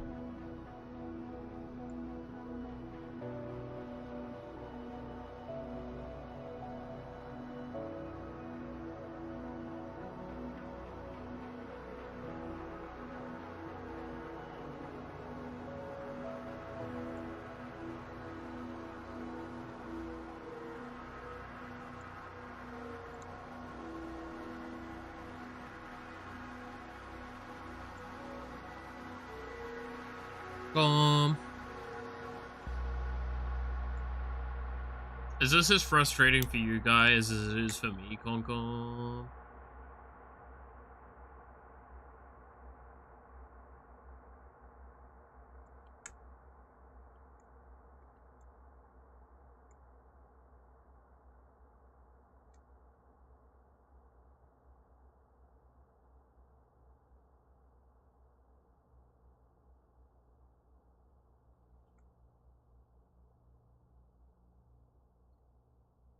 Swooning isn't Con. What?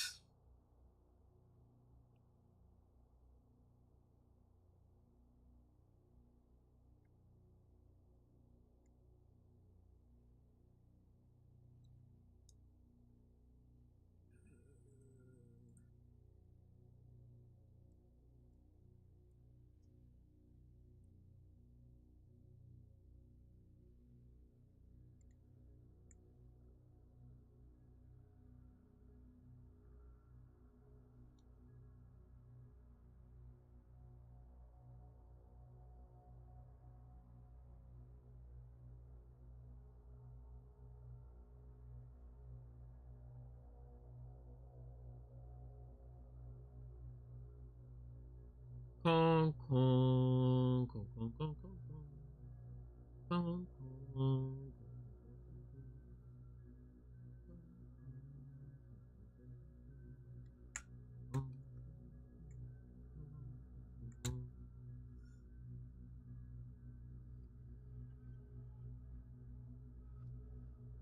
I thought you meant the redeem Concom. That's what I mean, Concon. Also, the redeem Concon is over. I'm saved, Concon. And I'm out of here. There we go. No more Concons. Fuck you.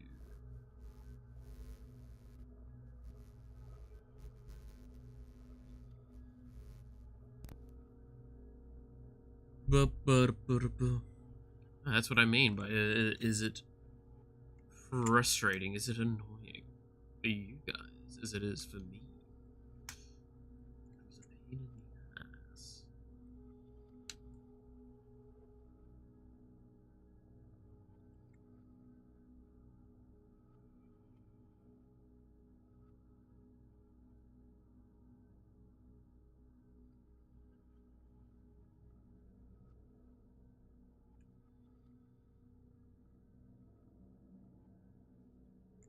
There we go. Gonna have some rest. Good night. Have a good one. All good, sweep. Have a good sleep and good rest. I'll catch you later.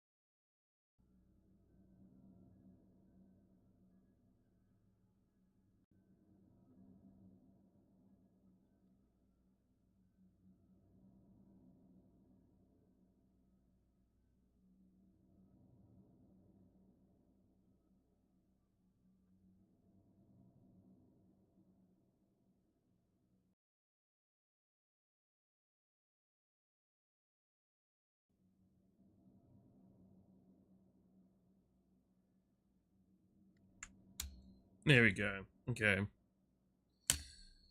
Man, this music quiet as fuck.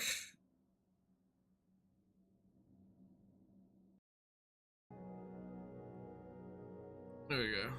I'll just skip it ahead to somewhere that actually has like some audio.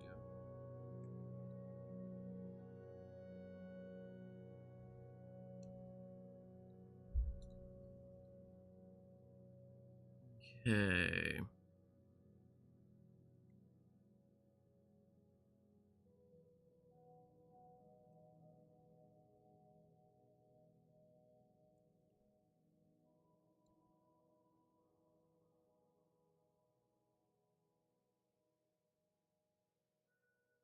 Do that.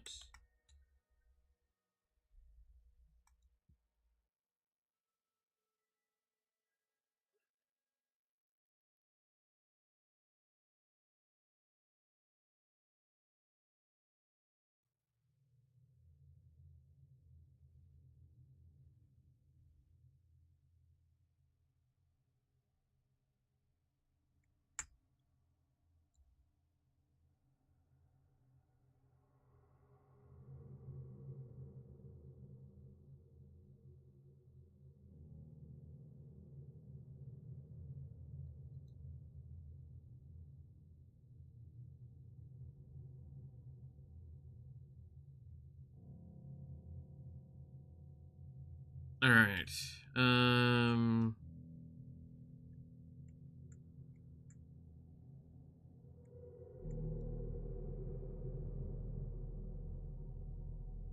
It's really funny that, like, Yawa technically doesn't have, like...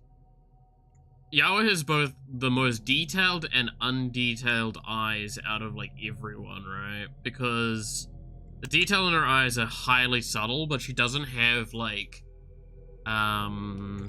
irises or anything. Like, Gingli actually has, like, a more defaulting kind of eye. I do find that mildly entertaining. Maybe that's why Yawa feels like at times there's not a thought behind those eyes. It's like a bit of a blank stare. Don't tell her I said that. Already get in trouble enough.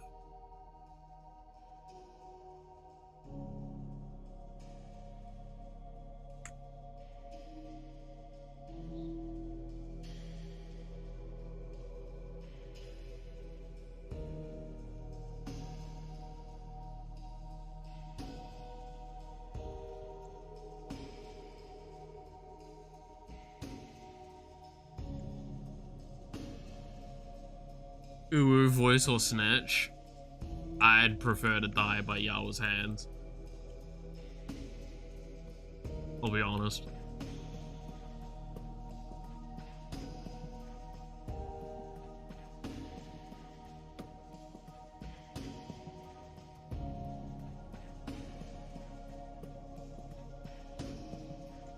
Look, there's a price for everything. That's not high enough.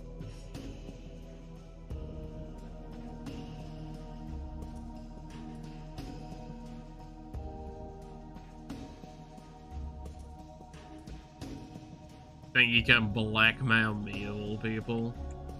Damn. Got some... You got some learning to do. Think it's that easy to blackmail me. I'm actually turning into a fucking Saturday morning villain. Saturday morning cartoon villain.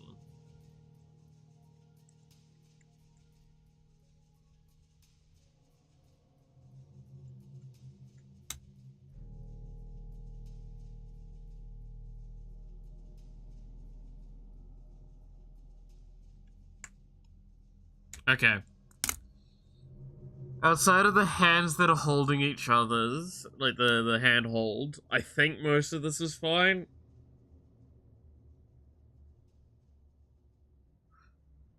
Gingli's outfit's relatively simple. A lot of its detailing is going to come into when I actually do, like, hardcore detailing. The jacket needs a bit of work, but that's just because I suck at doing, like, that kind of jacket sometimes. Like a more puffy jacket. I do think there's some work that needs to be done with Yawa's pose.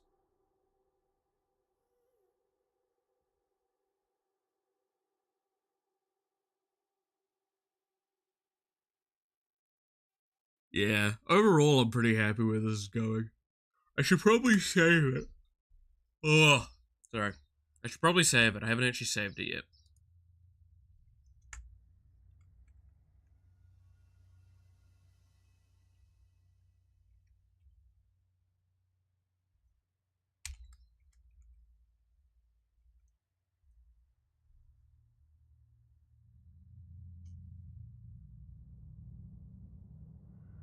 Cue file corruption. Exactly. No, I've saved it.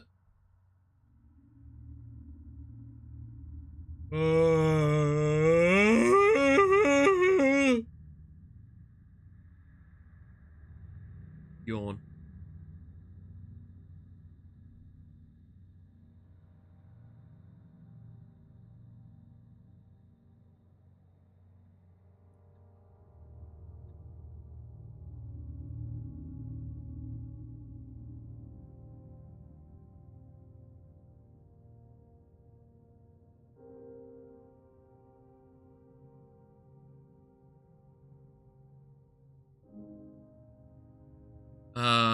hydrate. Yeah, I probably should hydrate.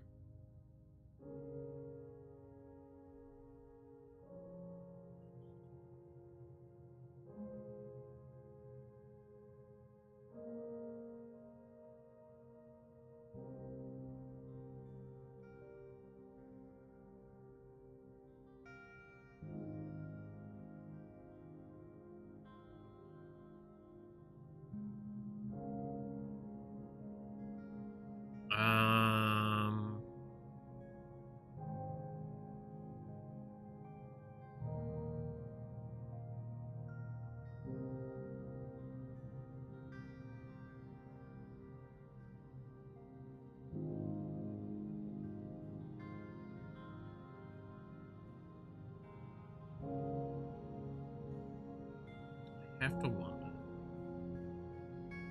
I have to wonder how I will approach this.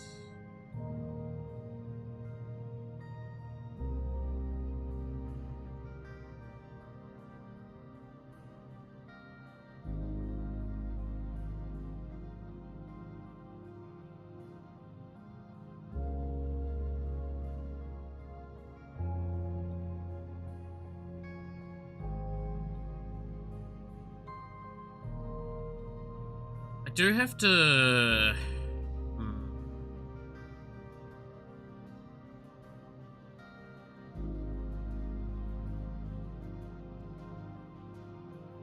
Oh, has everyone seen, like, the box office stuff for, was it Supergirl?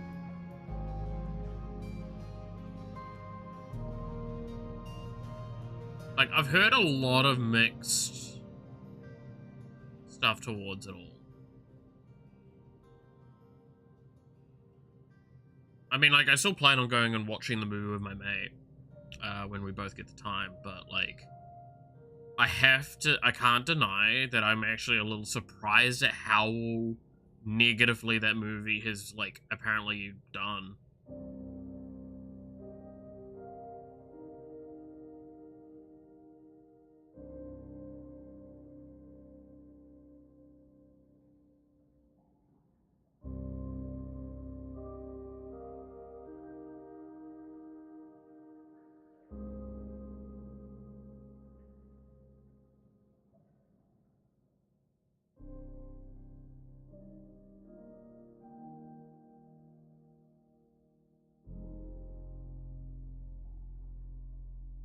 Because to anyone that's wondering, it's done, like, worse than, stuff like Morbius and shit.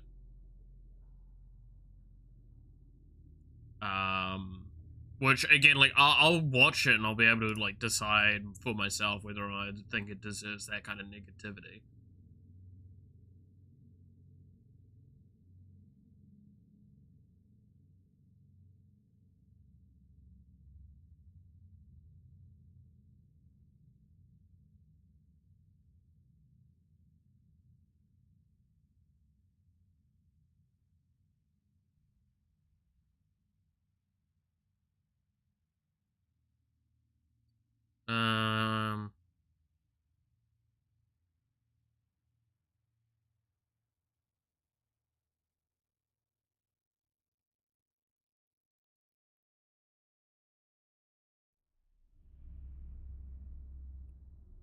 But yeah, no, I mean, like, outside of fucking, oh, dude, I finished watching an anime yesterday as I was, like, my wind down for the day.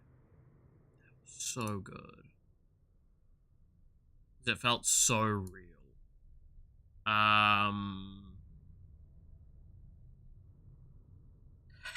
Class de tu bame ni kawaii ona noko to tomodachi ni nata. Or it's like, the English is, so I picked the second best looking girl in my class or some shit. Point is, it's a romance, like, slice of life. Fuck, it was good. It was actually a pretty solid series for having some almost refreshingly, like, good vibes. There was one moment that I thought it was gonna go way sideways. but they proceeded to just make a character sick instead of like killing them because it was gearing up for something bad. And I'm like, thank God it's just sickness. But it was a good series. Overall, really enjoyed it. I actually like how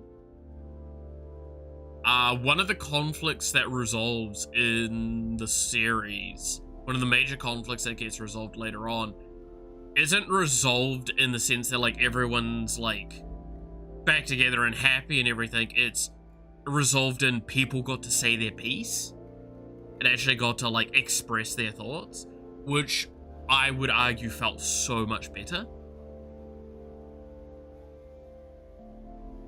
It felt incredibly rewarding to see that arc kind of come to a close, which was, again, it was one of the most major arcs of the series. Not the most major arc. The most major arc is those two getting together. So I did like that one.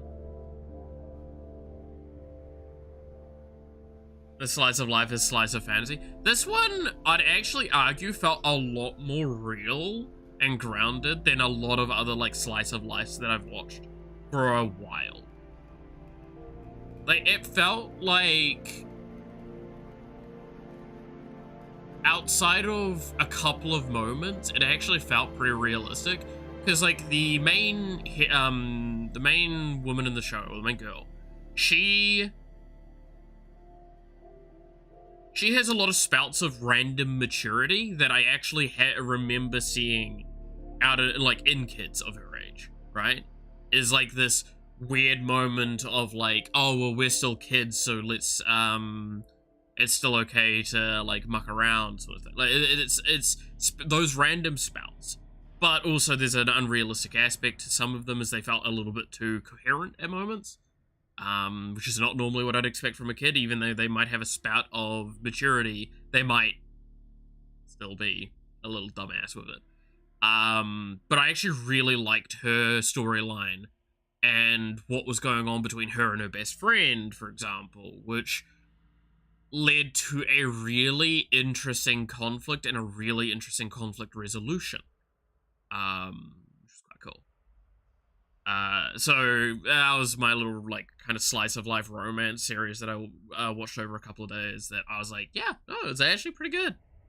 One of the scenes that did fuck me up a little bit was the main boy goes over to the main girl's house for dinner to meet her family, and they kind of just start bantering, and he just starts crying without realizing. And has like a breakdown, and I'm like, bruh, I feel it. I know, I get it, my man. Because it's one of the reasons why, like, I have mixed feelings whenever interacting with families. Because obviously I'm not, how do I describe it best? I didn't come from a great family, so, like, yeah, this is normal for others. It was, like, it's literally a sequence where the brother comes down, like, so, again, this is all the main girl's family. The brother comes down, and she's like, oh, let's, like, says to the boyfriend, oh, let's go play some games. Oh, we'll have to kick you out of your own room. And it's like, oh, you're gonna kick me out? Where to? It's like, oh, you could get some fresh air going to the employment office. And it's like, but it's closed. Yeah, but you should still probably look for a job. And it's like, then the father's like, you should listen to your sister. Should go look for a job. He's like, oh, man. And then it's like, oh, okay, well, I mean, could you pass this? And it's stuff like that was just, like, it's natural banter in a household that just felt playful enough, but pointed enough that you'd actually, like, this is a functional family. And the main character doesn't come from one of those, and it fucked him up. And that's really good, because, like, that's actually quite true. Again, I speak from personal experience on that. That's why I cannot stress enough. I'm happy for those that have functional families, or at least semi-functional families. I come from a very torn apart and broken household in my own ways. Not saying I have the worst out there, very far from. but that's the point to be acknowledged, is that, like, I won't deny that there is a section of envy for the fact that, like, you can even be on talking terms with your family and not want to, like, throw yourself out a window. So, it was a really gorgeous sequence, to it. The series does a really good job of making it very clear from the onset what's going on, and having characters come together fairly neatly. So I'll give it credit where credit's due. I mean, in stark contrast, what was the one I watched before that? Himekishi wa Babaroi no Yome? It's like something kidnapped? What is the English for that one? The Warrior Princess and the Barbaric King. There you go. That one's really funny. If you want a series that in the first episode shows a penis, that's a good one. And if you think I'm kidding, I'm not. It's censored, mind you, but it's, you know, you see, like, the shape. That series is incredibly unapologetic with its silliness and good times, and I quite liked it for that. It had some really good seriousness. It has a really interesting overarching plot. I thought it had Goblin Slayer vibes. No, it's really... I wouldn't call it Goblin Slayer vibes. I don't know, it really was nice. Himikishi, right? Like, I really liked the series for simply... It had a very chill vibe. It's an incredibly chill vibe. But I actually liked there was one sequence that I think made the series unique and interesting to me. Which is okay. The synopsis of the, like, kind of concept of the series, and this is all unspoilerish at this stage, is that basically the West, we'll call them the West because that is what they're in the thing. There's a kingdom to it, but yeah. They're going to the east to fight barbarians to get more land, more fertile land, because they can't grow shit. They fight, and the leading barbarian comes through and just cleaves through the enemy, finds the commander, which is the main Serafina, main female protagonist, and basically challenges her. She uses it as an opportunity to let everyone escape, especially the rear guard. The rear guard, I believe, fully get back, and the those on the front lines, a good chunk of them die. But she loses, only just. Even, like, that's actually a point later on made, but... Anyway, she wakes up in a cell, chained up, and basically expects to be tortured. After a few hilarious moments, she kind of finds out that it's like, no, actually, she's going to be married by, off to the king, basically, or the current prince of the barbarians. Except they're not barbarians, they're actually just normal people. That's typically the normal case. Point is that it is a funny little rom-com about them falling in love a little bit, but also, so going to the sequence that's a little bit spoilerish, but is what made the series so unique to me, was a lot of the time when you get a series like this, the female protagonist tends to, like, in the nicest sense, princessify, if you know what I mean.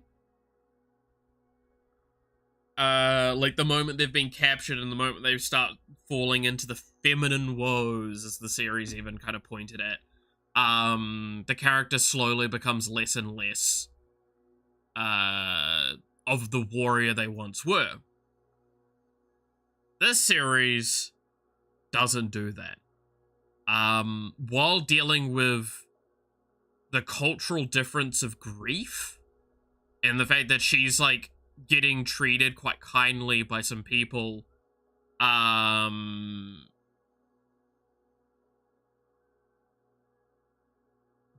right there. Like she's staying with some people at this point in time. Like she's waiting for the main guy to come back. Having tea with two mothers and their children. And she asks, where's the father? And basically finds out that the father died to her expedition. And she starts feeling incredible grief and guilt over the fact that it's like, basically, I killed him because it was the battlefield and that's my job, and I was trying my best to not think these are human beings that came back to real lives. But I potentially was the one that I could have been the one to cut down her father. Like this child's father. And she's dealing with this, and an attack happens from, like, a dragon.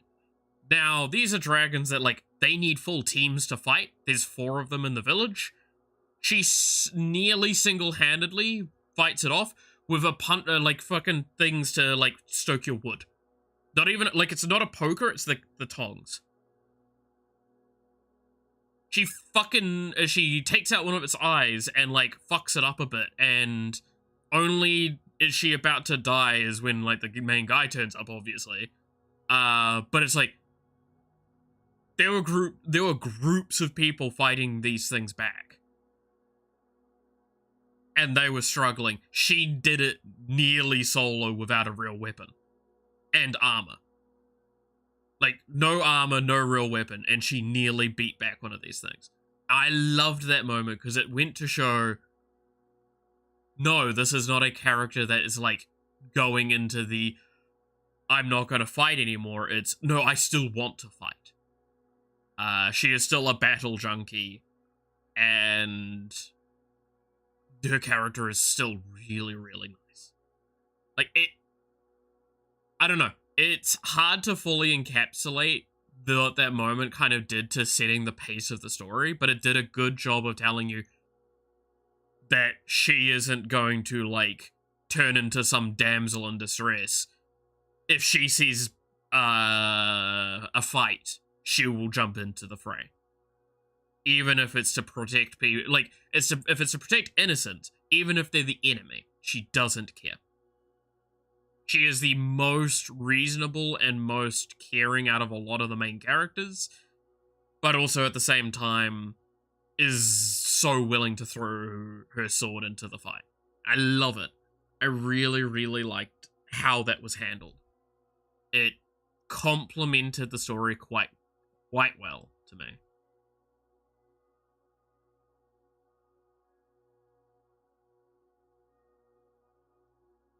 Which was in stark contrast to another action, like, fantasy comedy series I watched recently. Which I have no idea what that one is off the top of my head. I will have to look. Give me a second. The strongest job is apparently not a hero or a sage, but an appraiser provisional. Yes, that is the name. Basically, kid gets reincarnated with the appraiser class, provisional appraiser, and it turns out to be, like, he gets a bunch of very powerful skills. The entire series is slapstick comedy to a point that it almost stops being good. Like, it is hyper reliant on just constantly throwing shitty jokes at you.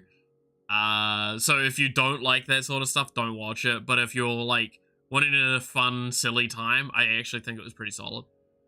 But apparently not a lot of people agree with me on that one. A lot of people did not like it.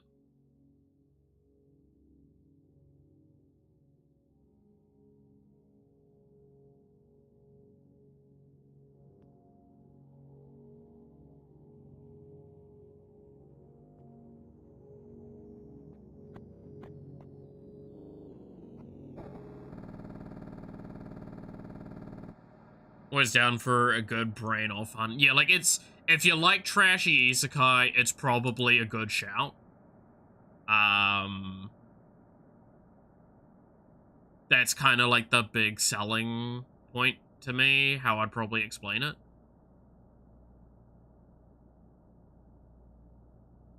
Like, I enjoyed it.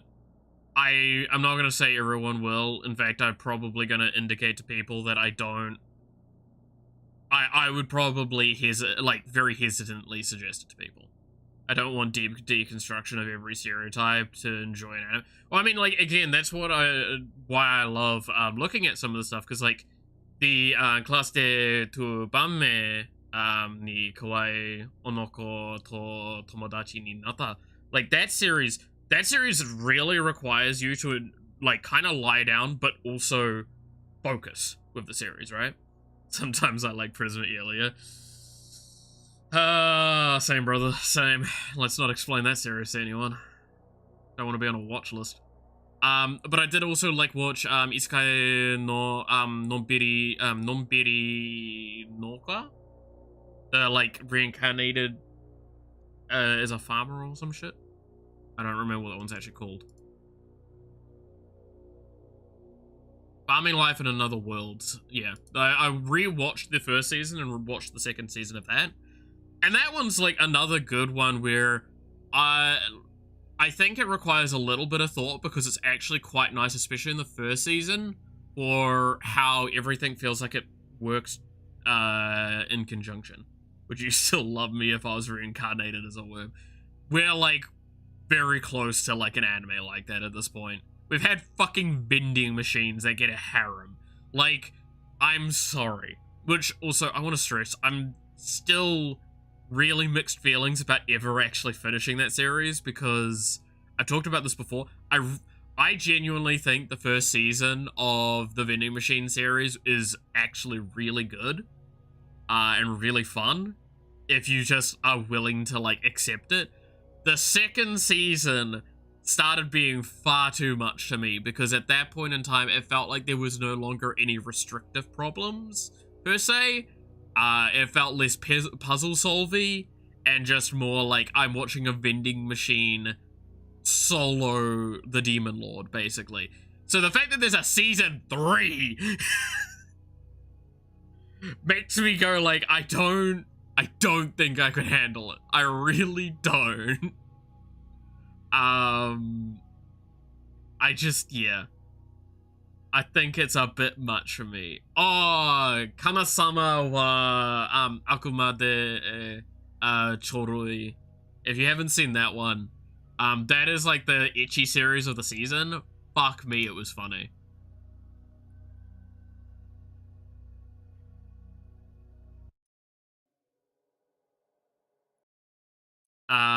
So that one's like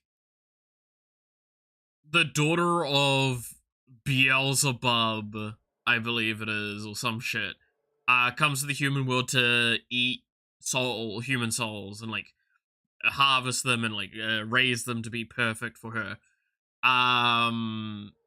But she's like, well, I'll taste one of them. Oh, this one looks really tasty.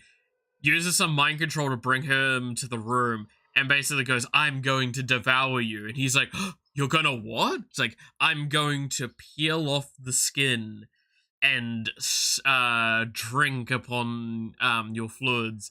And it's like, you're gonna what? And, like, goes through this whole, like, stupid bit of her saying stuff that's like, no, she's going to fucking murder you, my dude. And he's taking it the wrong way. And at the end, she's like, you should be begging me for the happiness that it is to be devoured by me. And he literally takes his shirt off, gets down on the floor, and goes, thank you very much. What? And needless to say, he basically goes, gets ready to, like, fuck her right there and then. And that's that's like the first 5 minutes of the series. It's good fun. It's good fun. Not a very great series, mind you. It has some really weird elements, especially for the later stage. But it's fun. It's fun.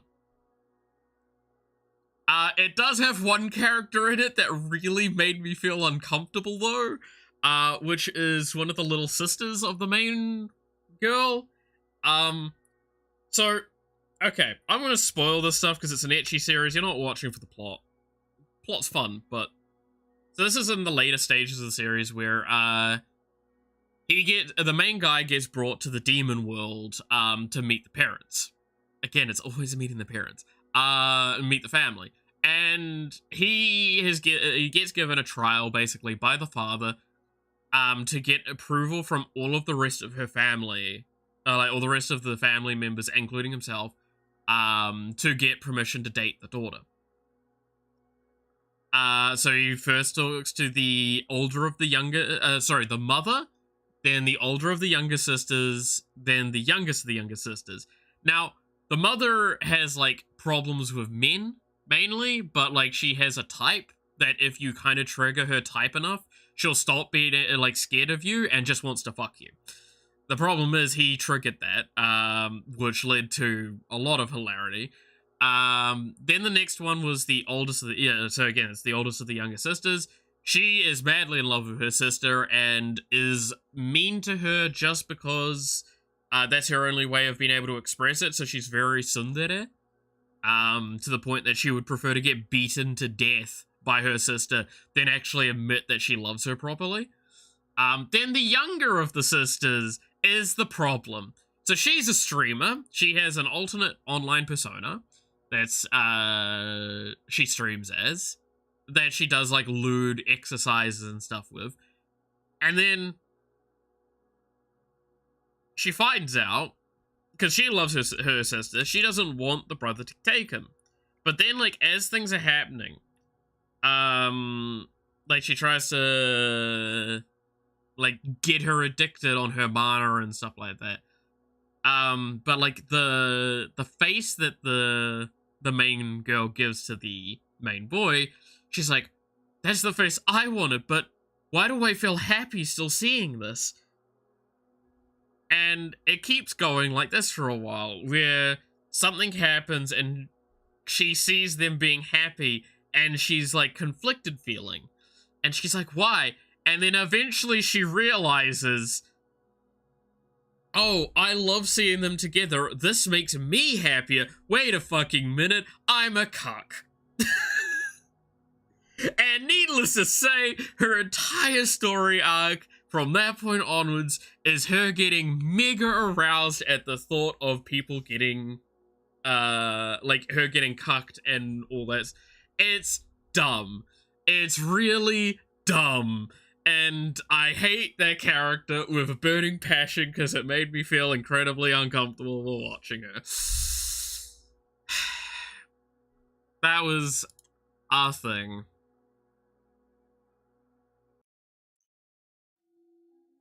So there you go. That was that anime. That's what you should expect from ecchi, I guess. Hey, Adaya, how's it going? Yeah, no, rule of thumb, don't watch ecchi, I guess.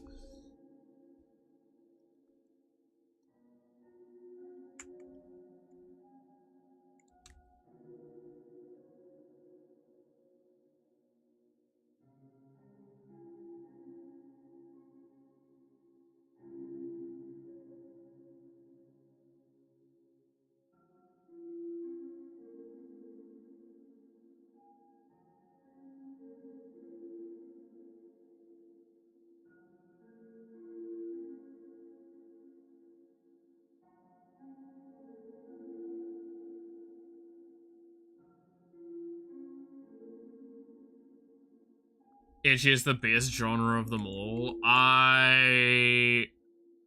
As someone that has watched a good chunk of ecchi, I feel, in my time, I'm not gonna agree, but I'm not gonna disagree. Some of my, like, favorite, like, personal favorite series that I don't recommend to people because I think they're fucking trash are ecchi series, so...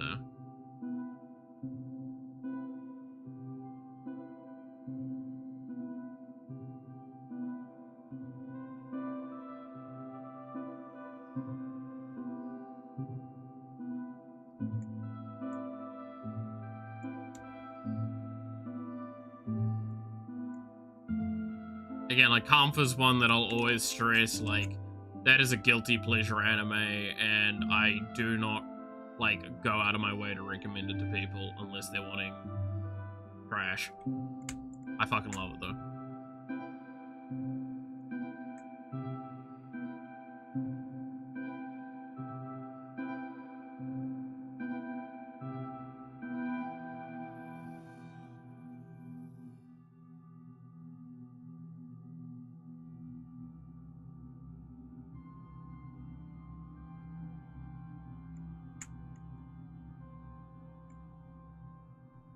Oh, why is there so many little details?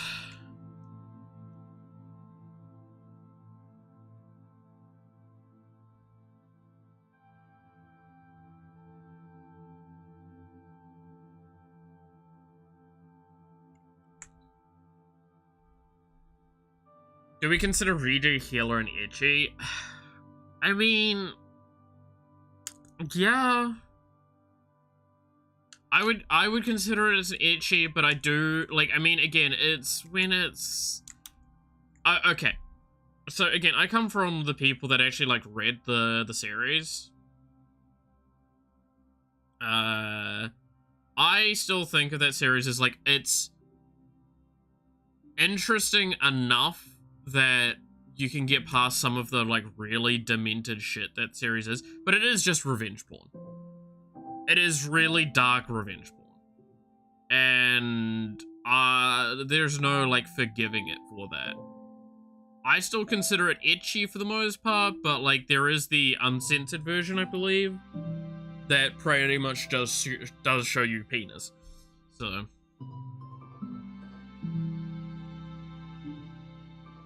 like, it is definitely that line of itchy hentai, right? It's like, which one is it? It's like, if you said either or, I would not disagree with you. Like, it's hard to distinguish it as one or the other. I'll definitely say it's at least itchy, though. If not more.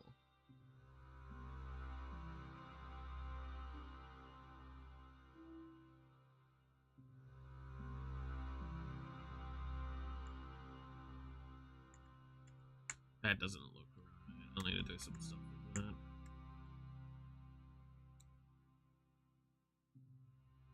I'd consider it a slightly censored age anime. Well, I mean, like, that's what I say, is, like, if you look at the uncensored version, it's still more censored than, a hentai would be. Right? Like, you don't actually see much other than, like, I think a shadow of a penis and, the rest of the body. That's it. You know, like, the rest of the female body. It's not actually showing that much. All things considered.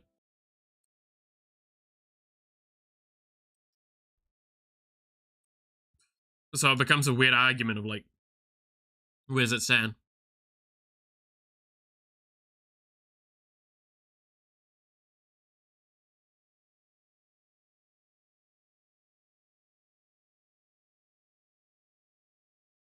Shadow P is a great game title. Yes.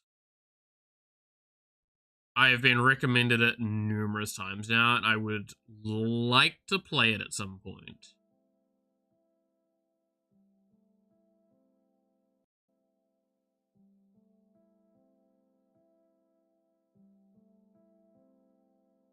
Made food and its dog shit, should be beheaded for it. No. How bad is it? As long as it's not, like, burnt or poisonous, I don't think it's a problem.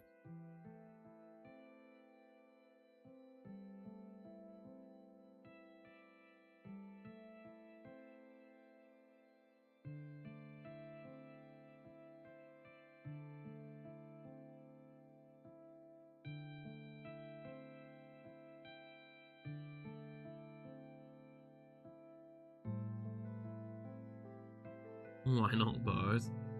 Like, I've definitely fucked up food once or twice. I think one of the worst times I fucked up with food at home was I was making fried rice and I didn't check the eggs as I was putting them in. And one of them was rotten. I had to throw out, like, a lot of food because I started eating it and I wanted to just die.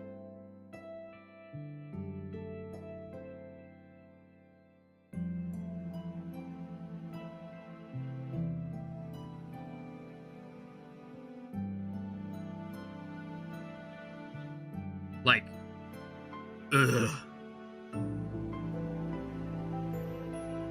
Like, you could literally, I feel like I could be starving for a week and eat that stuff and I would throw it straight back up still.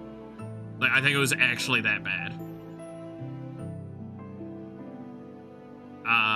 So yeah, no, I had to, that was a lot of rice I had to throw out.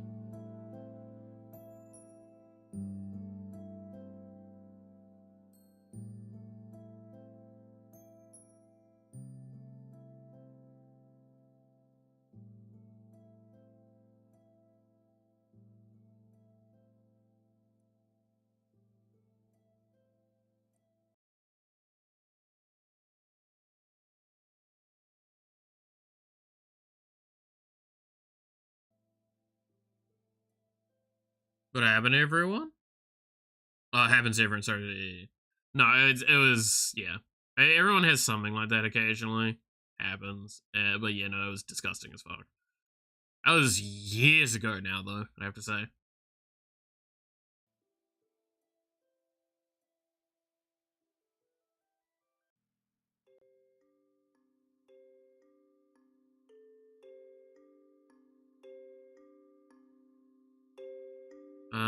Ooh, ads are playing. I'm gonna sneak and quickly check on something while those ads are playing.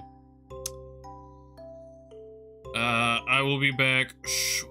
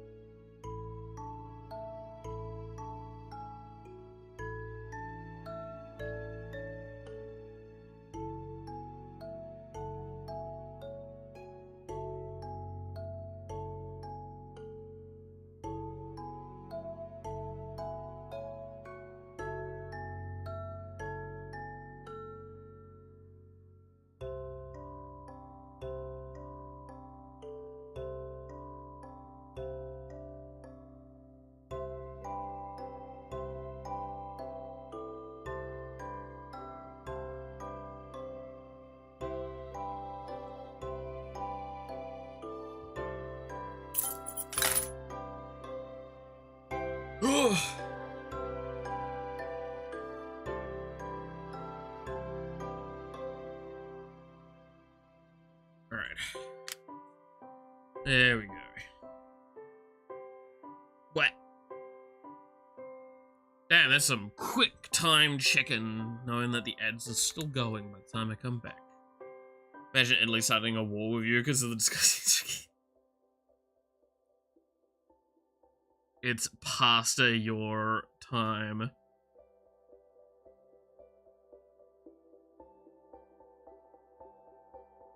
Pasta la vista, baby. Anyway.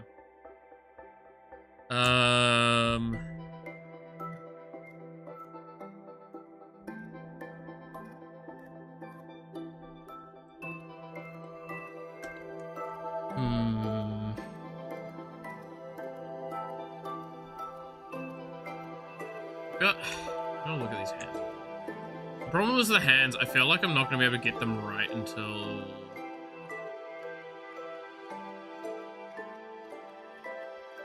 I start coloring them.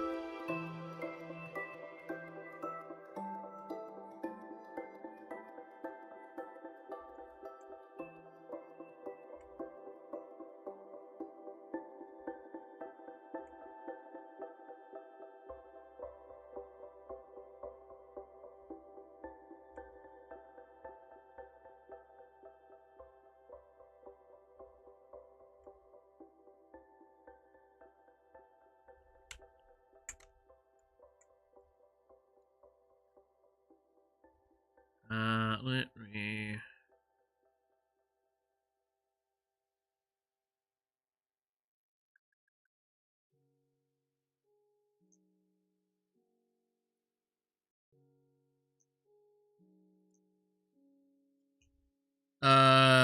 what is Mr. Man drawing? This is Yawa and Gingli, a request by Yawa for drawing the two characters together.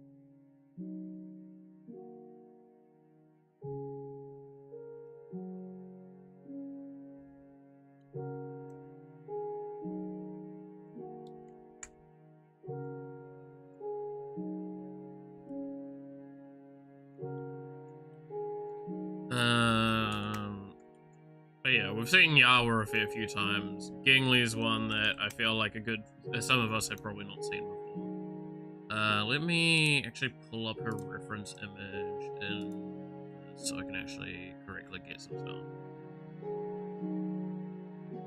But it is one of Yawa's longest term friends, especially around streaming.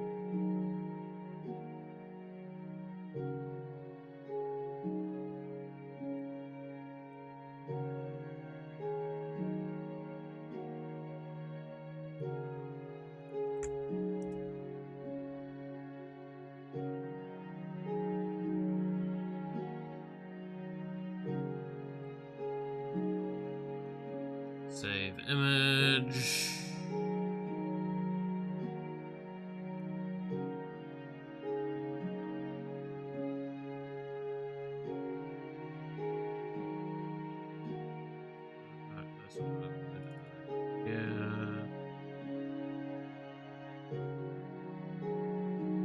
Preferences. Save.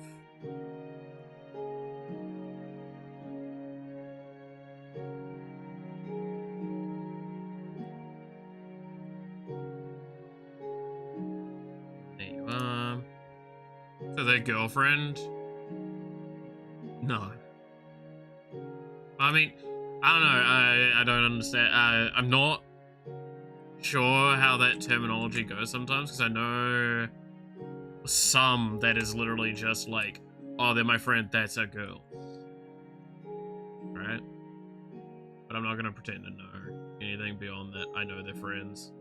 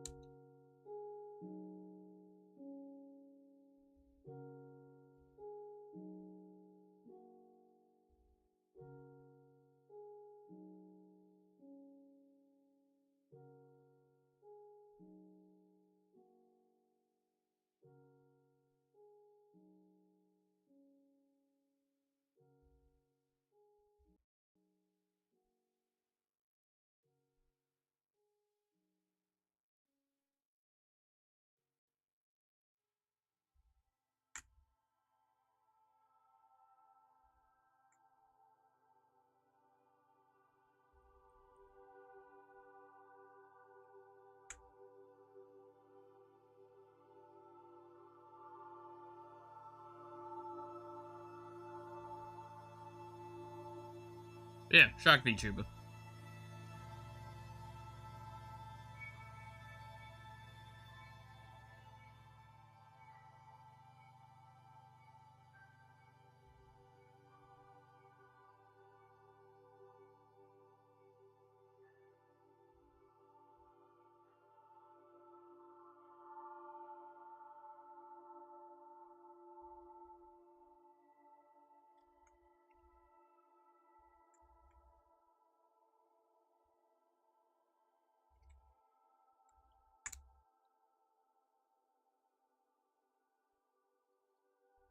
It's quite a spicy design. It's a real cool one. I actually really like the style of it.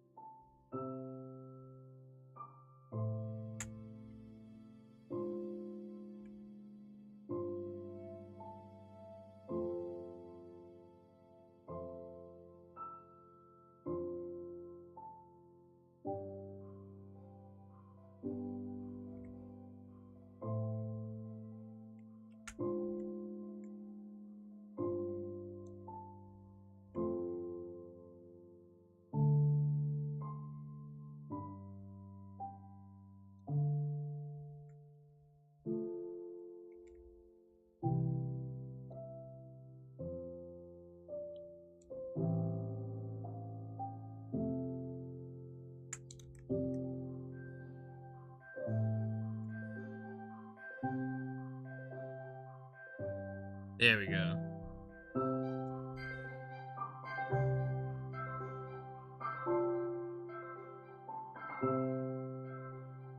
But we'll have to do her nails on. Oh, because she's actually got some quite defined nails.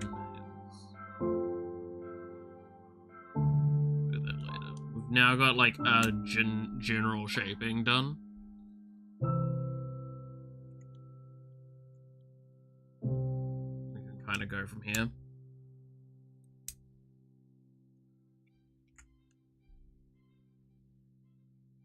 I think the overall is fine. There's some detailing that I'm gonna have to fix because again, his body contortion is still messing with me a little bit. I don't think I've got the angle quite right there.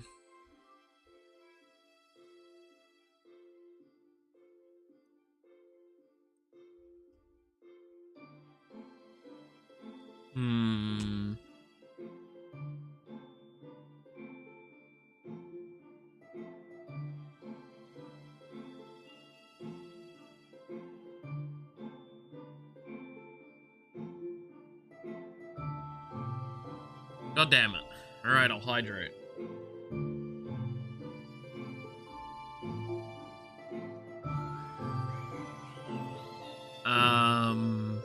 Yeah.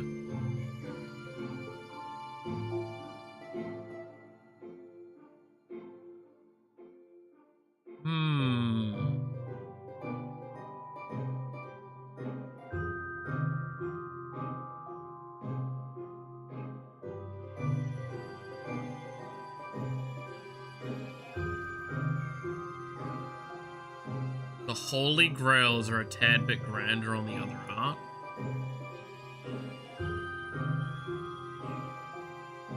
You might... Are you meaning the breasts?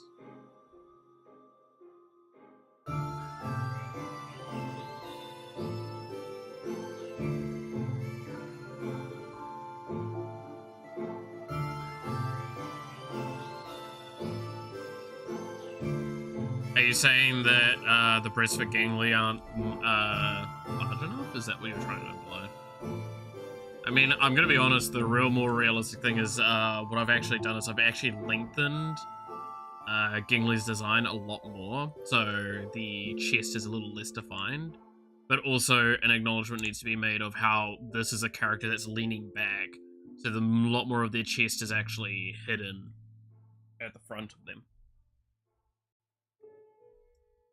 This is art. We talk in very plain terms, so don't worry about talking about that sort of stuff. Like, I'll mention groin areas, breast areas. I mean, fuck, there's the way this arm contorts, this armpit area needs some work. And I'm not sure where, like, this body contorts to, because it's harder to see where the groin point is. Whereas this one, it's like, the body's actually well proportioned overall. But an acknowledgement needs to be made. So this is the jacketing over the top, right? So this needs to bounce out a lot more, which is why some of that's a bit of a problem currently. And that's what I need to change.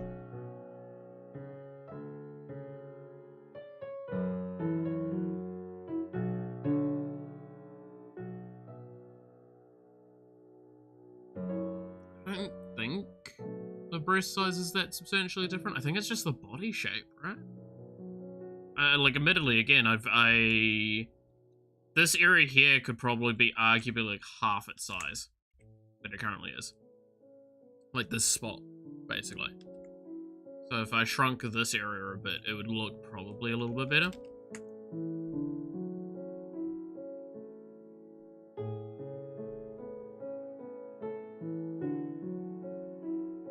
But I don't think I will, because I think that's gonna, like, move the poses a bit too much, and I do kind of like the length that both the characters are running at.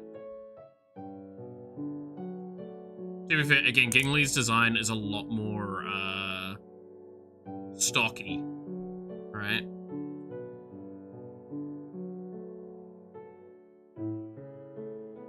I actually wonder what her height is. Because, like, I want to say the character feels kind of on the shorter side, just because they're built a lot more, like, together. Whereas, like, if you look at, by comparison, Yawa's, especially with the current design, a lot more leg, and a lot skinnier.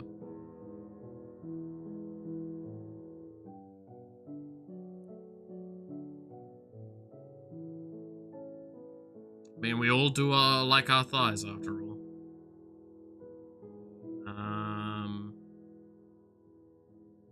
Yeah, I guess I could probably change the chest size a little bit to accommodate better, but it's not as high a priority. Just making sure I get, like, all the detailing done correctly. Getting proportionate stuff correct. But I do confer that... What?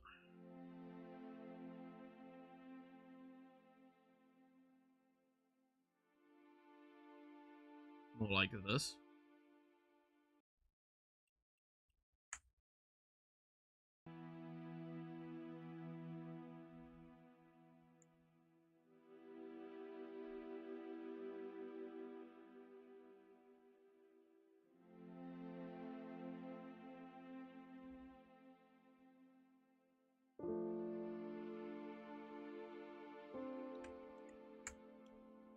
How many layers do I usually work with?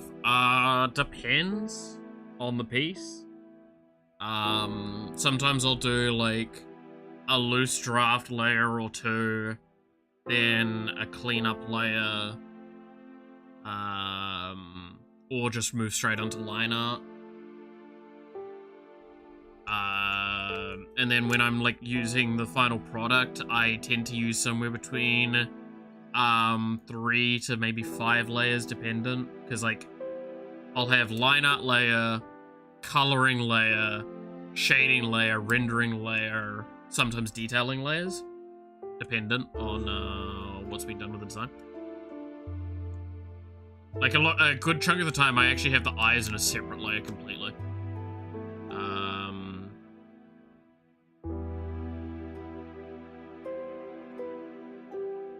Even though arguably I don't need to, that tends to be the case.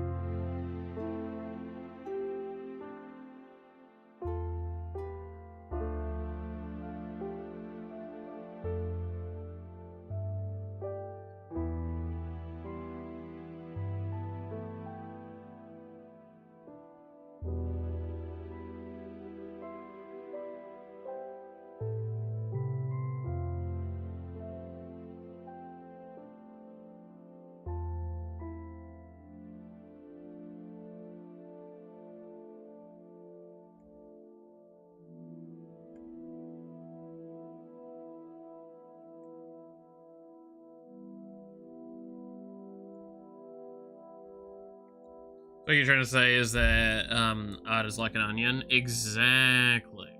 Art is like an onion, and it makes people cry when you open up the onion.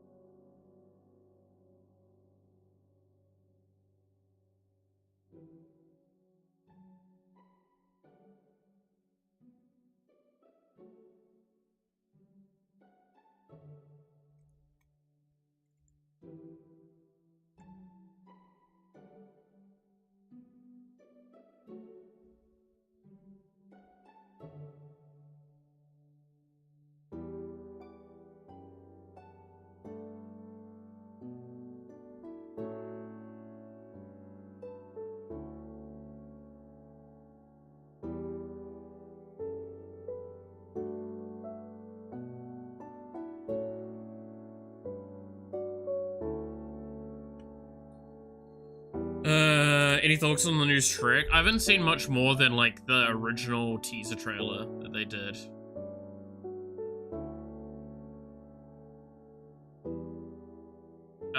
So I can't really comment much beyond, I mean, I'm probably gonna go watch it.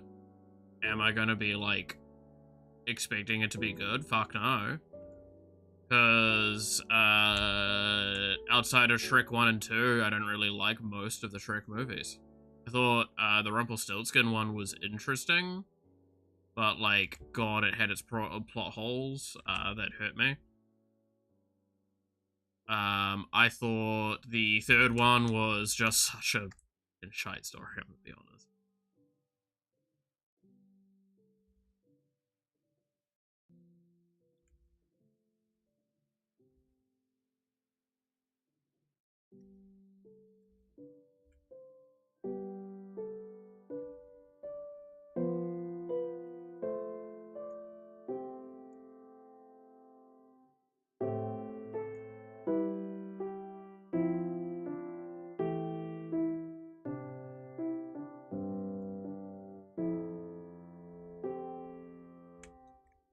So, yeah, no high expectations for it.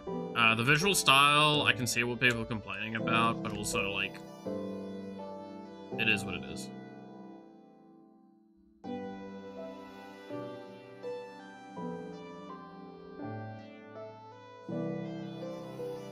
Right.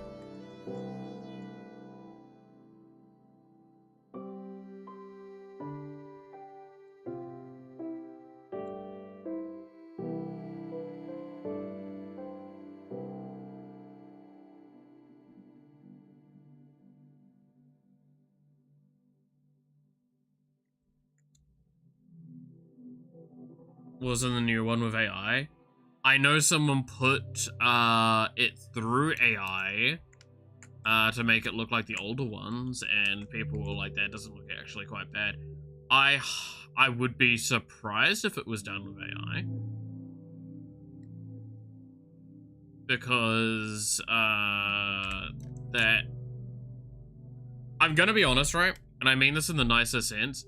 99% of the time when someone online says this is AI, unless it's not got like some legitimate reasoning behind it, it probably isn't. Because people will go, it looks like AI. It's like, actually it doesn't. The problem is, we're at a stage where everyone's so more keen on calling something looking like AI than just saying, oh, it looks kind of not what I expected, or I'm not really appreciating of the style. Because fun little reminder, in case people forgot, AI art is based off other people's art. So while it will render weirdly sometimes, it's still trying to copy. So therefore, like, there's some artists that have been like called out going like, oh, you just draw with AI art. It's like, no, I'm the artist that AI steals from the most. Because there was a specific style that was getting done quite a bit at one point, and it was like, no, this is legitimately a specific artist's style, and they're getting called, like, oh, you're constantly using AI. It's like, no, I'm not.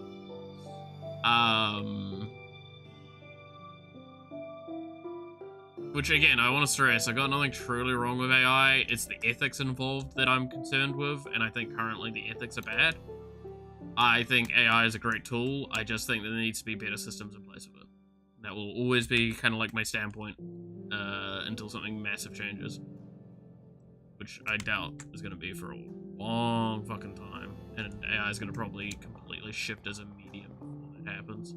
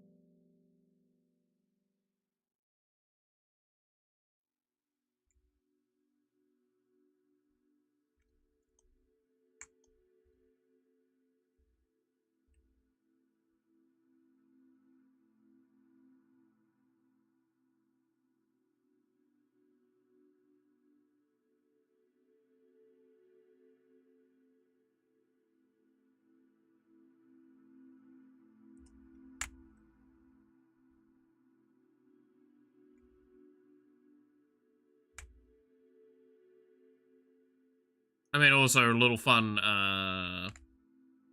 fact in case people are more concerned about AI than they should be. That I'll always remind people of. It is more cost effective to hire, like, a shitload of people than it is to use AI to replace them at this stage.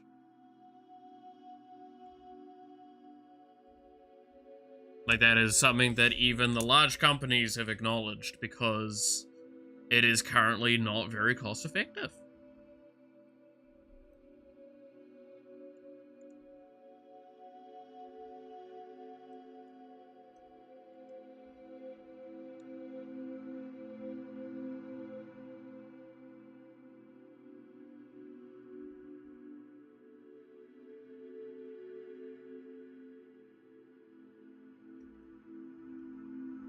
Welcome back, Jin, and that's terrifying. Hope all is okay, though.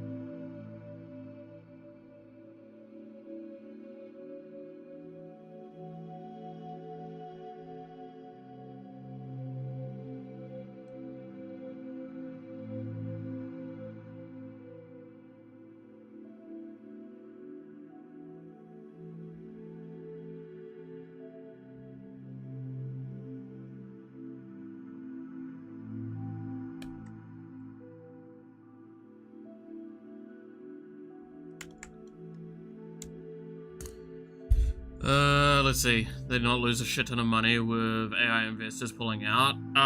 Probably. I mean, the thing is, right, is, AI itself is inherently, by design, non-profitable, because the amount of energy and storage and resources required for upkeep and continued maintenance doesn't justify the, gain out of it of theoretical reduction of manpower. Like, that's literally the case. Because of, like, how it is designed. Which is why, again, an in-house engine makes more sense. An in-house, generative AI is far more efficient, far more better, because you can specify the resources yourself, and you no longer have to pay for the resources. And you can easily limit its scope a lot easier. Again, I want to stress, I do hope that long term, if AI is going to continue to be used, it becomes like in-house AI, right? Where you take a generative AI model and you only feed it internal data.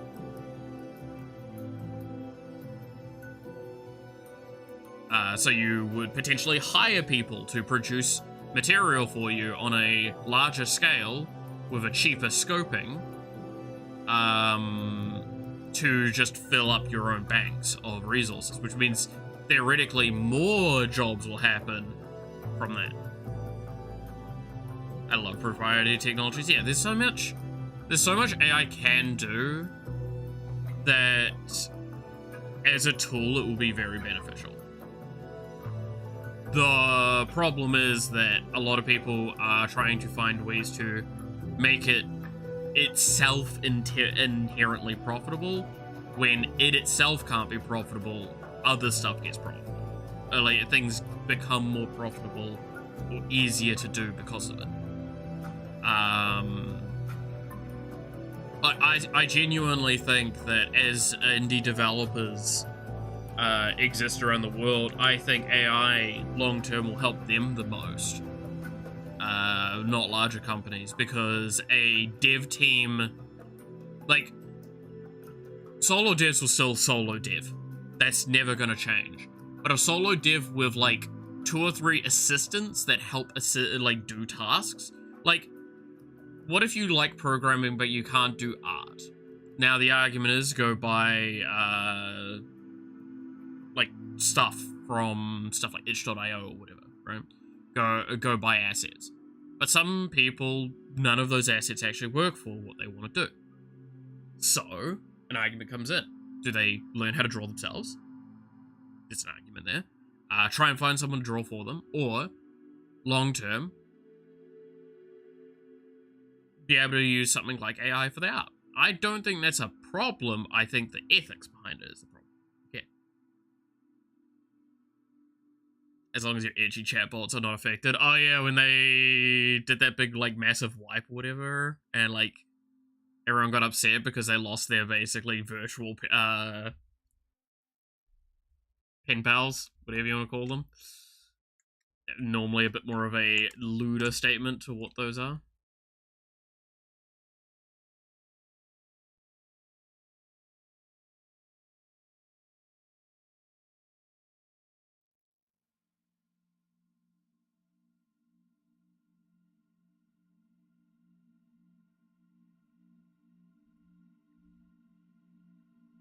Virtual emotional partners, let's say. Yeah, I think that's...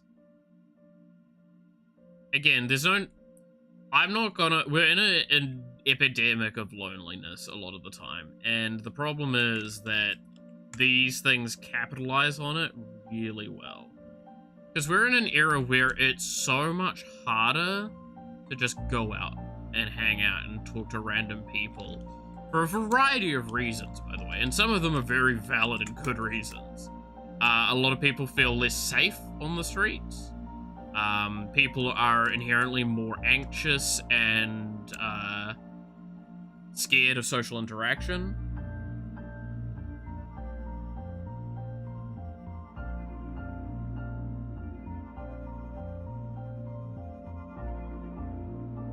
I mean, the whole Me Too movement really helped open eyes to a lot of people, but the fact that it eventually got weaponized became a problem. So now there is this fear for men, especially, that no matter what you do, you could end up as one of those guys, even if that is nowhere near your intention. So, like, men tend to be a lot more cautious and a lot more reserved by comparison than they would have been 10, 15 years ago, even. Like, I come from the era where you could still pick up partners at a bar, right? And I'm not saying you can't do that, but, like, it is not The most common tool nowadays for getting in a relationship is stuff like your Tinder and all that, right? Apparently.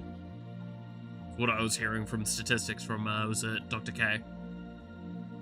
Which I sit there and go, like, it doesn't surprise me, but, like, good lord, I don't think I'd ever happily use something like that.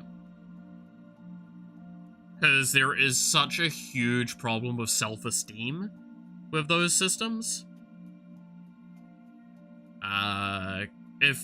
Because, like, if you don't get any matches, or if you don't,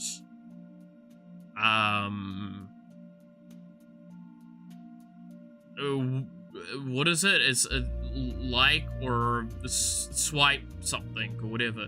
Matching. No, I think it is just matching. But, like, if you don't get very many matches, like, that could be a huge blow to your self-confidence. Because, like, you might sit there and go, well, I'm clearly not worth it for anyone.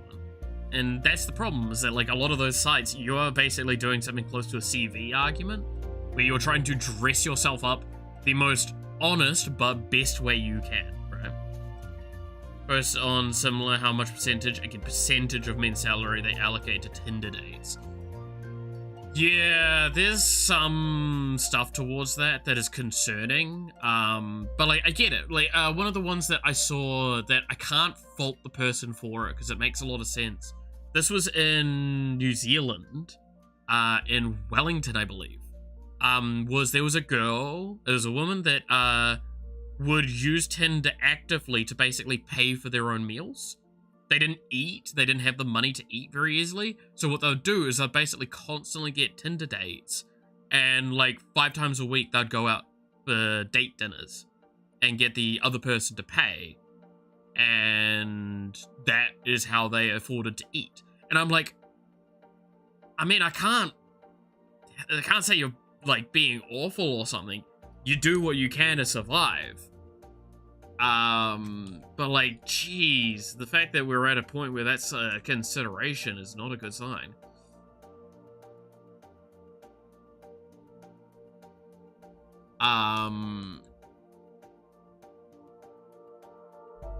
If we have a max date, sure. Oh, I'm gonna be honest, I think I'm now too old for the idea of dating. Easily. Like, this is the thing I've come to realize with, like, during my last relationship, is I don't actually like going out on dates, per se. It's so much more effort. Like, I like going to the movies and stuff, but, like, that I don't consider a date. I consider going to the movies. I'd prefer to just do that. Because, like, date night, just, fuck, can I just stay at home and watch movies or TV shows? Play games? Maybe work, even? Like, I don't know.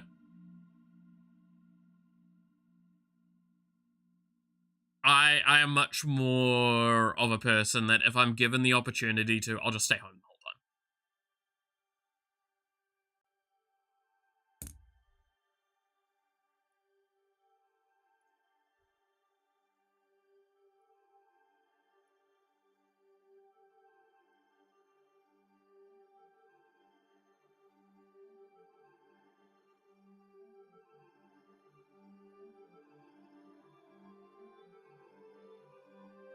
Netflix and clean. Dude, I would love that. Chic shiver. Sorry. Something came to mind and I had to verbalize it.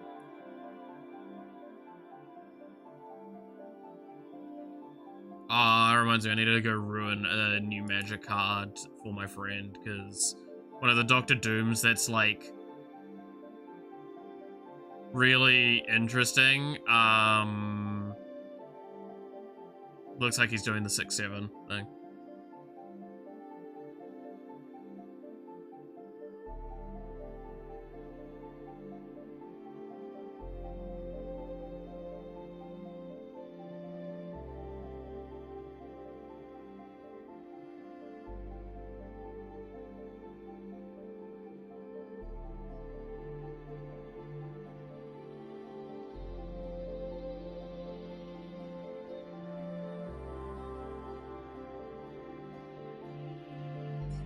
6, 7.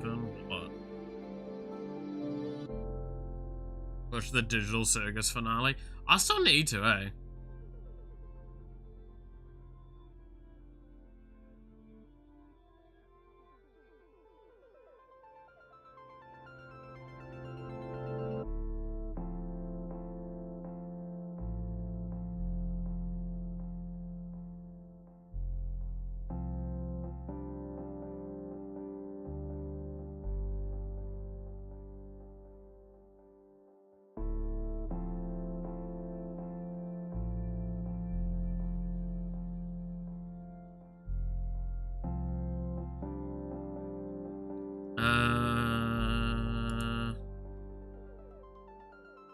Yeah, I'm assuming that it was pretty good.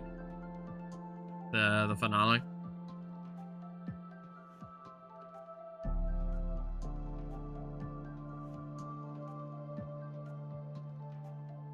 Had fun stuff in it. Yeah. No, like I've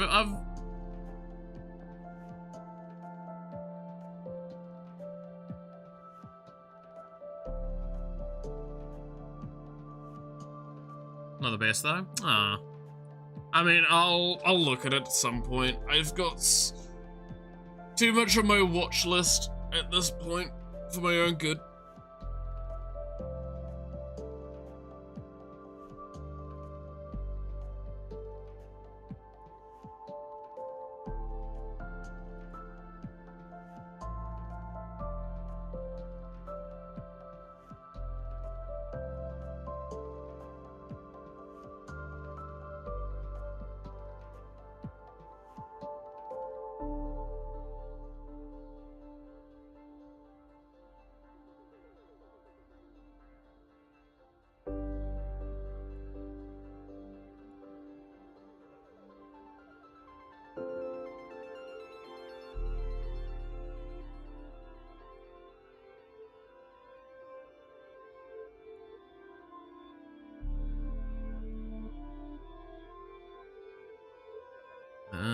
I'm actually just having a quick squiz in Tangier because I want to see if there's anything else to like turn on.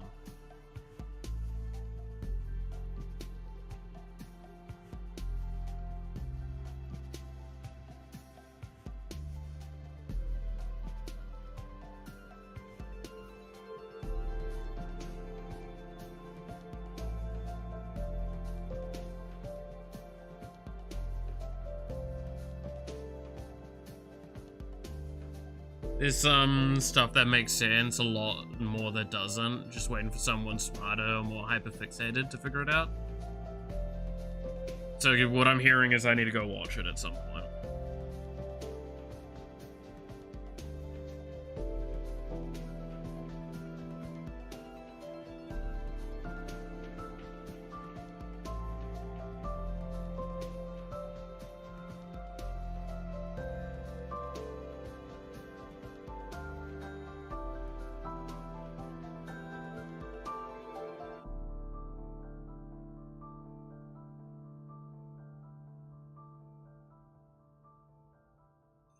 Wow, ego, exactly.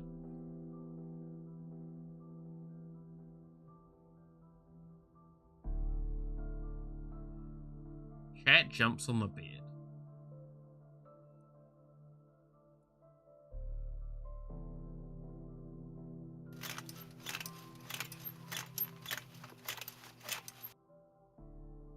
Fair enough.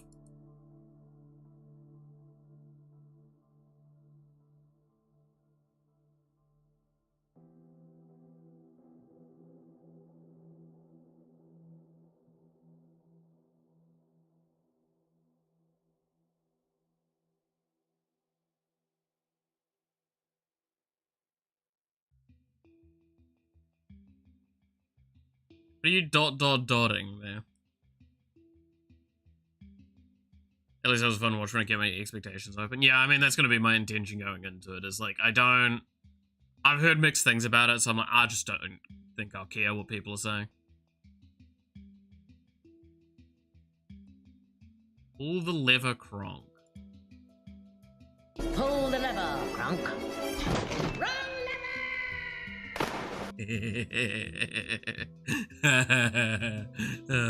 Good times.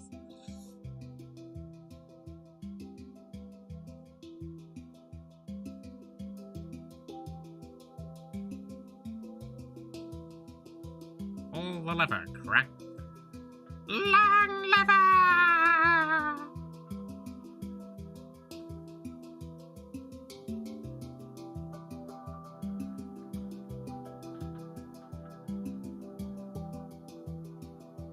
God, there's so many fucking choices.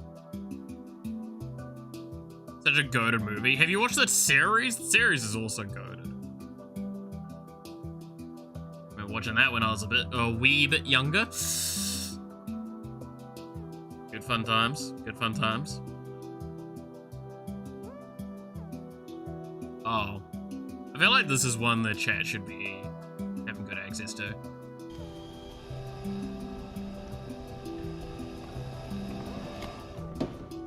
How about new?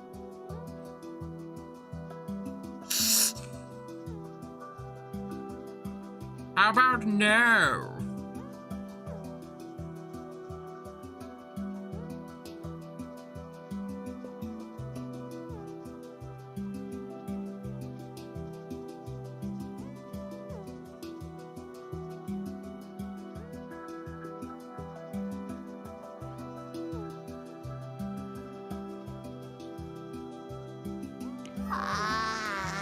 No, I don't really feel like it.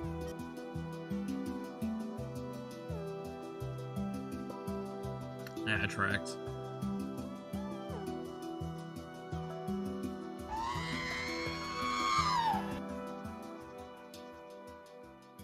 And there seems to be no sign of intelligent life anywhere. No sign of intelligent life anywhere. Damn. Moit. Oh, that's that one. Yeah. I know what it was. We've seen that one before.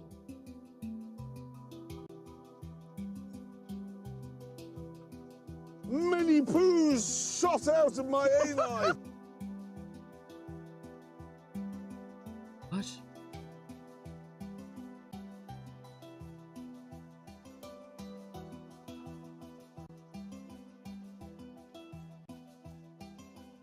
Touch. Don't touch.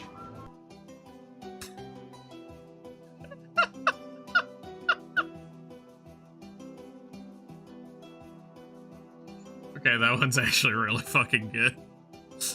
Just the positioning as well. Touch. Don't touch.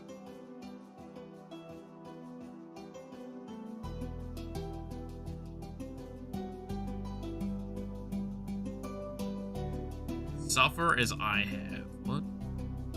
Suffer as I have. That seems right. Tough time never lasts. Only tough people last.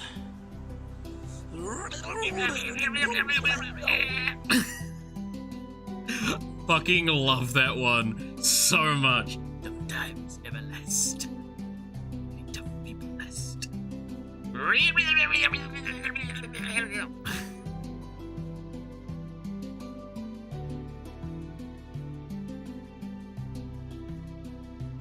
Oh no. Anyway. Okay. I'll request next time we're having like a mega intense, depressing conversation. You have a fucking choice. You gotta get that one. Like me talking mega depression. Like, oh guys, it's been real hard recently. It's honestly been super tough. I just... Oh no. Anyway.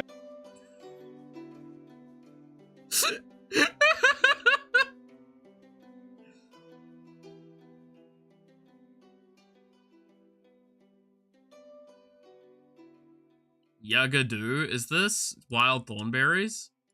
Yagadoo dippity.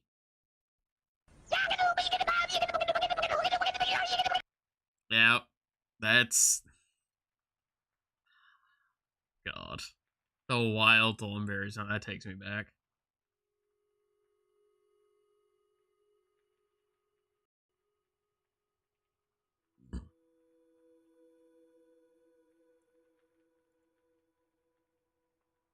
Our shenanigans are cheeky and fun. Yeah, I mean, his shenanigans are cruel and tragic. Which makes them not shenanigans at all, really. Evil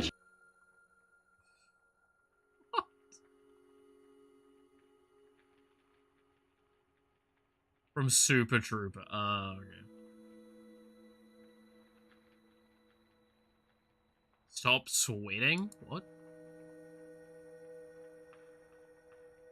You're sweating. Relax. Take a deep breath. Anyone plays it in the middle of a stressful boss fight, I'm screaming.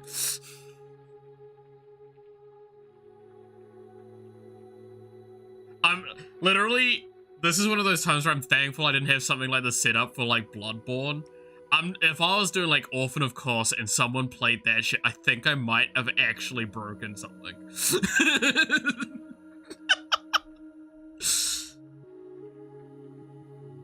Oh god, yes, perfect, this one. The inner machinations of my mind are an enigma. The inner machinations of my mind are an enigma. I'm just scrolling through, trying to find funny ones. Here's one that's different. An idiot sandwich. It works perfectly! Wait, no! Look at the positioning! What are you? An idiot sandwich. I love that. I am an idiot sandwich. Anyway, here's a funny one. Nice.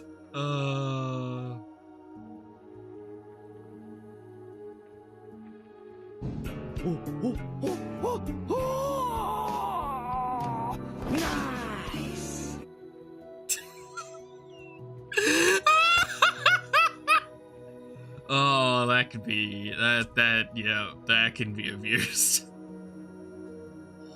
Nice.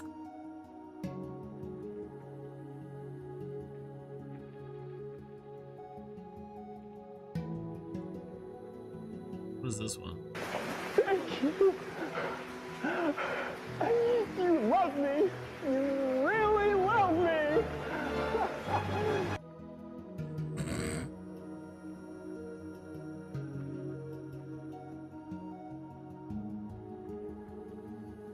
Love some incest in your anime? Hell yeah. Doesn't.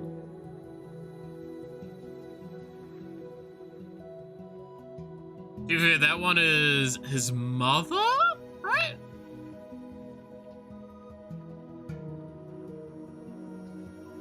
I'm pretty sure Lisa is like his mother or something.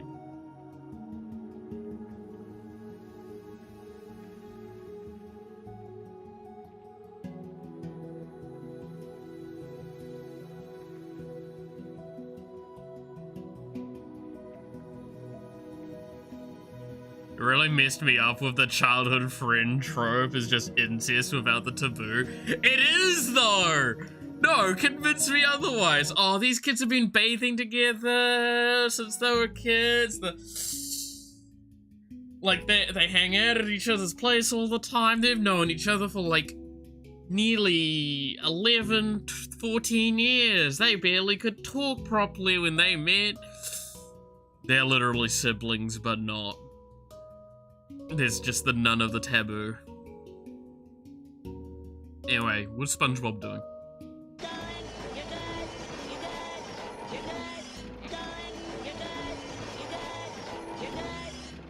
Yeah, that tracks.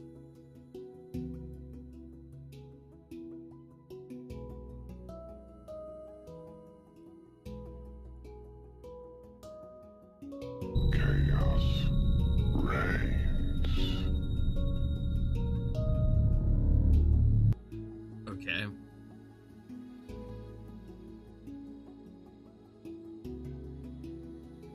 Let me bag my eyes. Never mind. Yeah.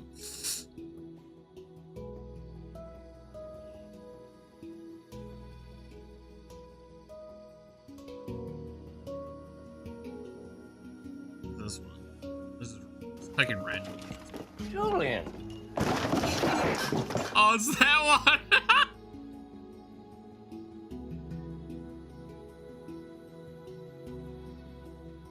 Scary bats.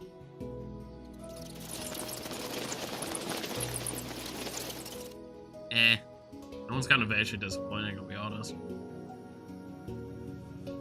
Oh, perfect. He's just standing there, menacingly. He's just standing there, menacingly.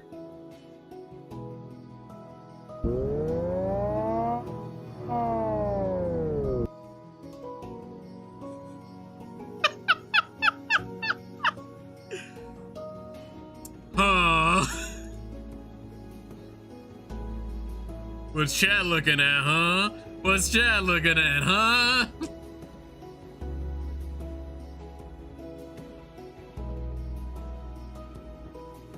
Gonna abuse that. Oh, I bet. Again, there's some great ones in here. You just have to, like, find them.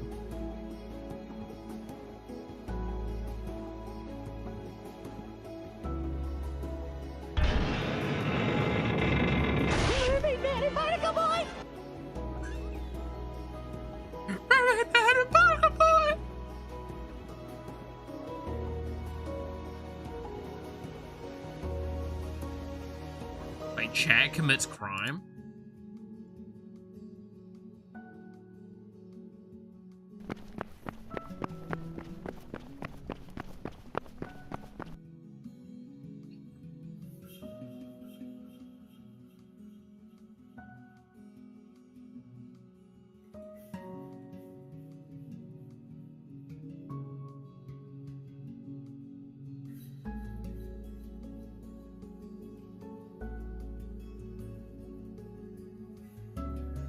Wait, what's this one? Okay, this is much worse than before. Yeah, I agree. This is nasty. Oh, if I ever ask what my art's liking, I see that one, I'm actually gonna scream. I'm almost there, not quite. Yeah, I mean, it's the beauty of, like, you can make a lot of custom ones, but I don't know how easy it is to do, like, some of these video ones.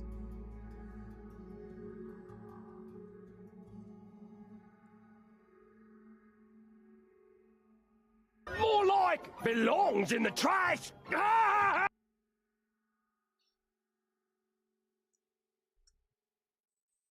Like belongs in the trash. Ah! Hey, Nash. Welcome back. Yeah, no, I mean, I'm silly, so I stream for far too long. I swear I've made progress with the art.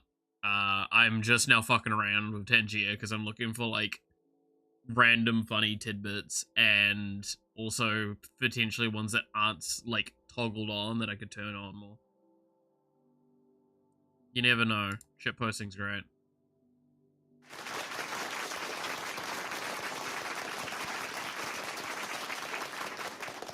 That's cursed.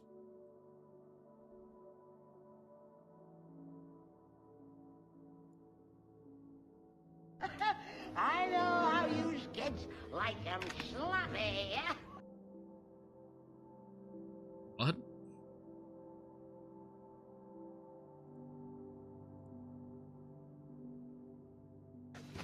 What is that? What is that? What is that? Ascending hot dog.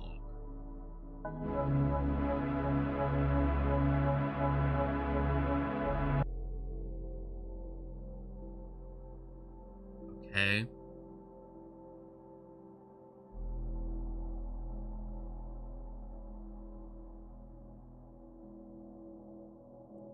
I warned you.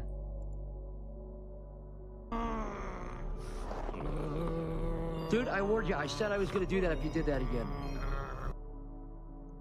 me banning someone. If I ever do. Wake up from your nap, must still be dreaming. What do you mean?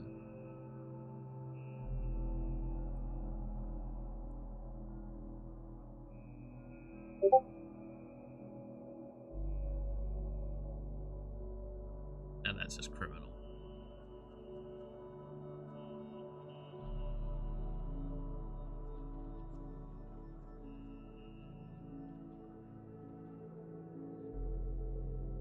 For real, this Minecraft music will put you back to bed. It's really nice and relaxing. It's probably not the music I should have been listening to for a stream that I'm already, like, super drowsy for.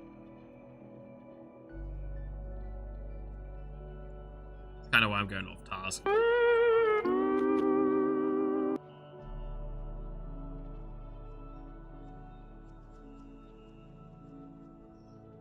Leaked DM pop-up. Yeah, exactly. Like, oh no, guys.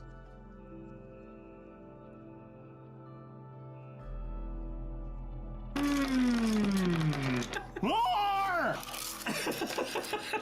More!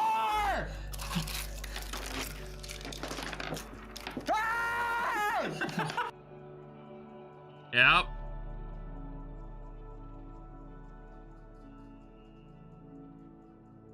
Time to go the way of the Korean necromancer. Yeah.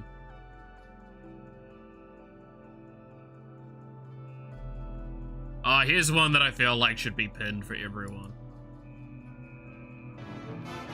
How many times do we have to teach you this lesson, old man?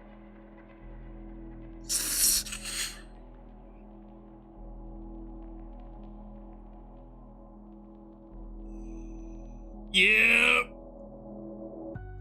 Yep. Yep. Yep. I like that one. How many times we gotta teach you this lesson, old man?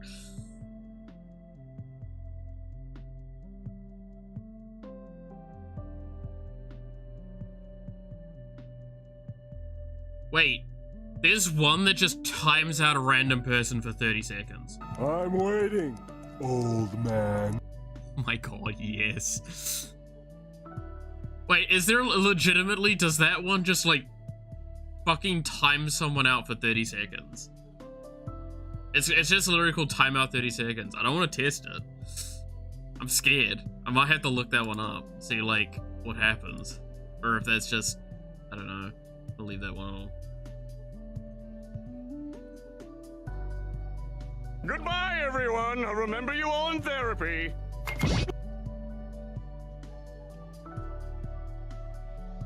220 times, no.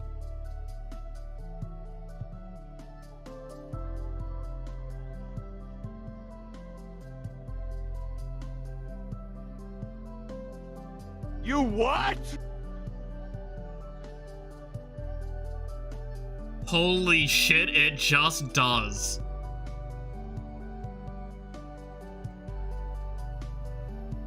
That's not 30 seconds. That's 120 seconds.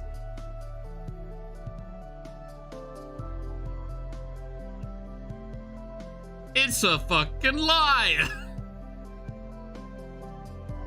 That's so weird. It times it out from my account too. That's actually funny. Yeah, I just literally see the pop-up of it's like, oh, it's yeah, you're timed out for 120. That's really funny.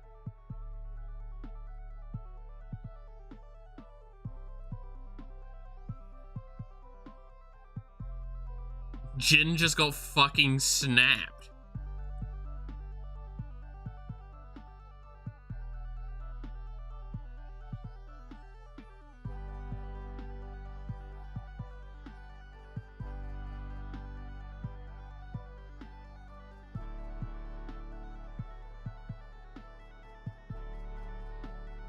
Can I untime you out?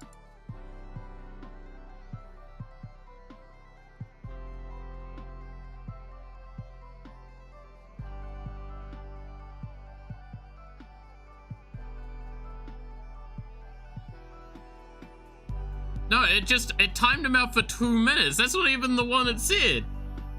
Oh no, you chose the timeout for 2 minutes. Oh, okay. There's a timeout for 2 minutes as well. I thought it was the 30 seconds one. Okay. Makes a little bit more sense, but also, damn, that's really fucking cold. You just actually did him like that? That's wild.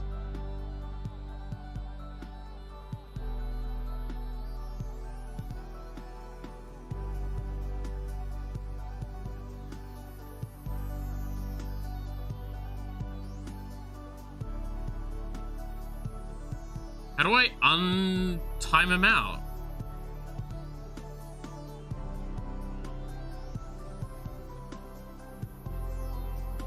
Untimeout. There we go.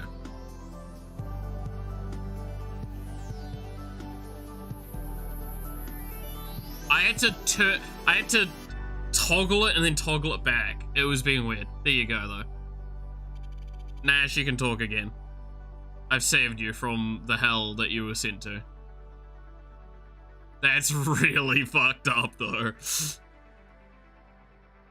But so that's random, right?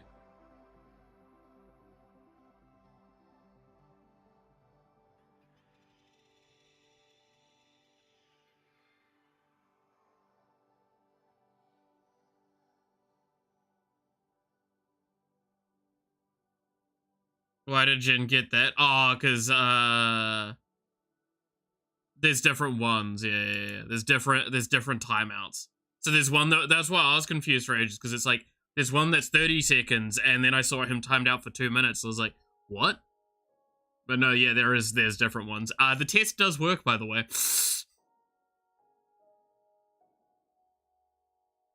I feel like I've got to raise the price on those ones. I don't know. We'll come back to that at some point. Because I feel like just basically timing people out's a little fucking rude. Especially at higher numbers. Let me select all, remove all, and then go to troll.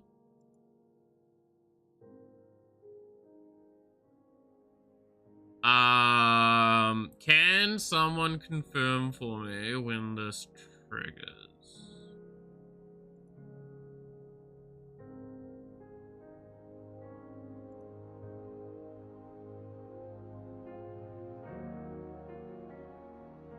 Okay. Is the bits cost for the timeout 2 minutes higher now, or is it still the same? Because I've changed it to being a much more expensive for coins.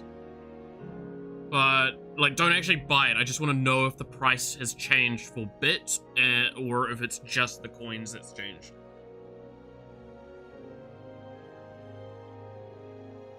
So the bits cost has changed?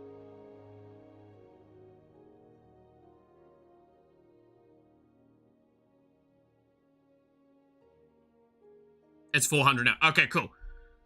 Good to know that if I change the coin value, it changes the bits value.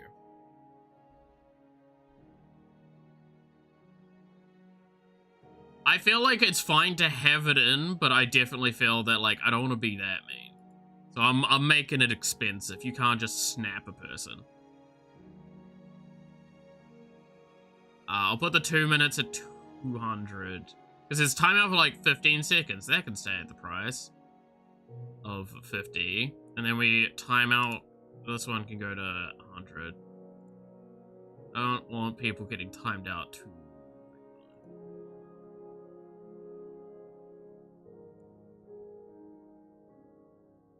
Yeah, there we go. Okay.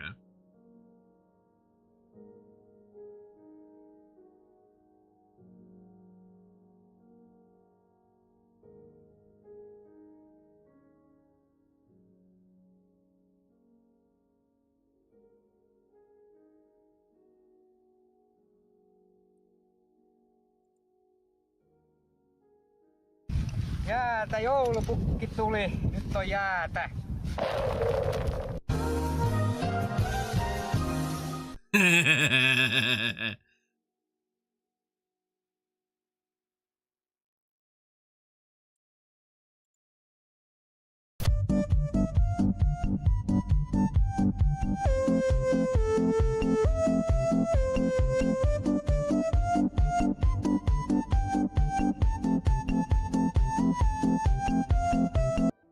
Okay, that's cute.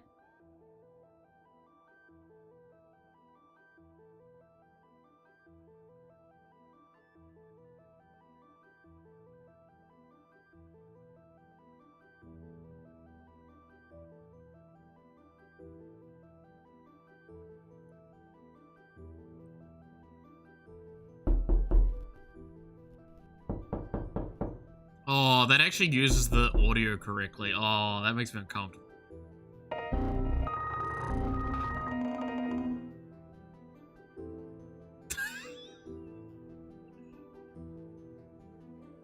God, that one's funny. Oh, that knocking one is actually like slightly uncomfortable, I'm not gonna lie. Because it actually does use like the audio correctly. So like it is like positional audio.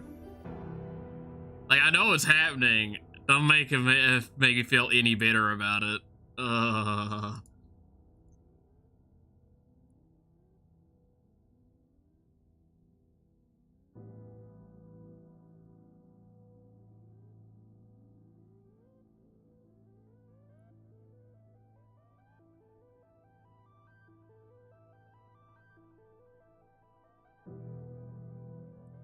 Tangier is a dangerous thing.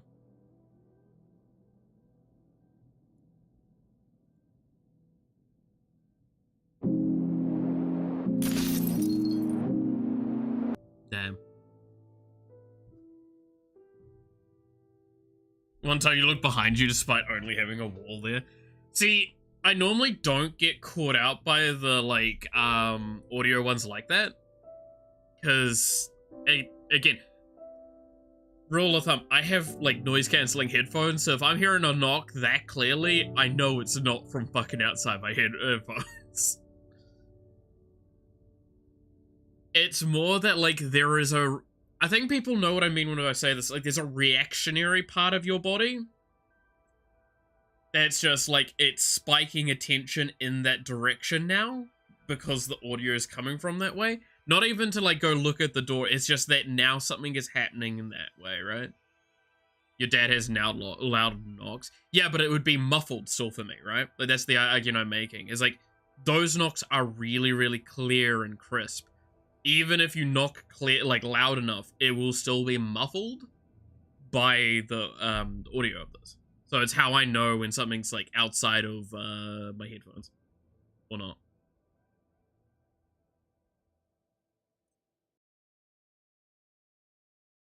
Peach.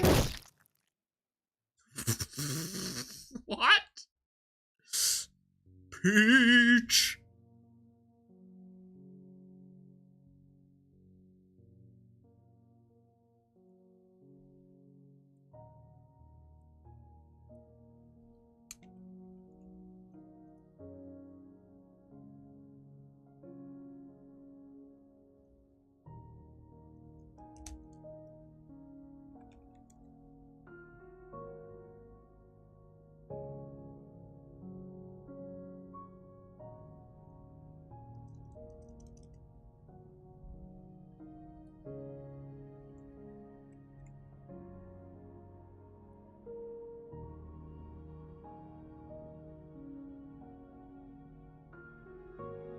I'm gonna be real sad if I can't find one that I was thinking about the other day.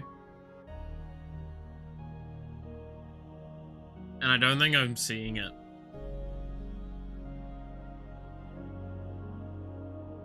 Nope, there it is. Add.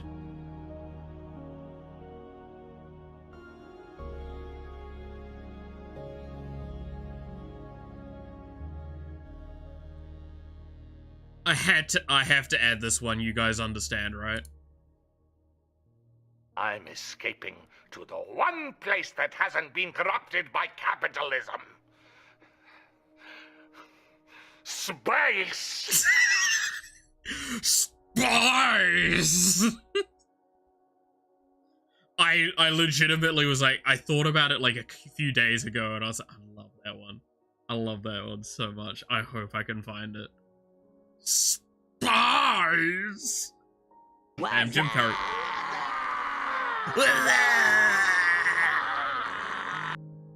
Dude, I need to watch that new movie. So badly. What's up?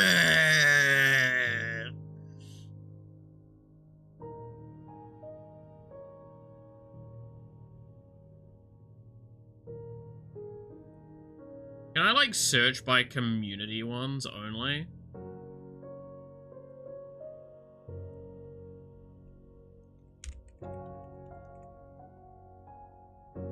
No.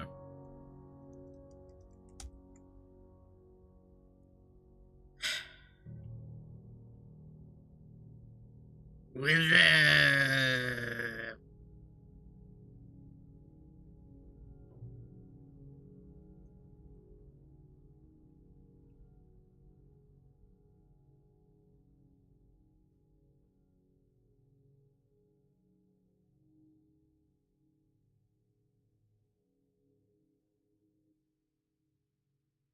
my fam saw me throwing money like that, I'd get slapped or worse, ignored.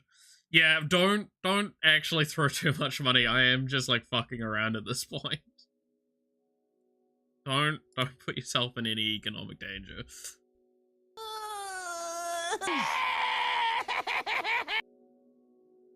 Been sitting here for an hour just looking at Tangier shitposts though.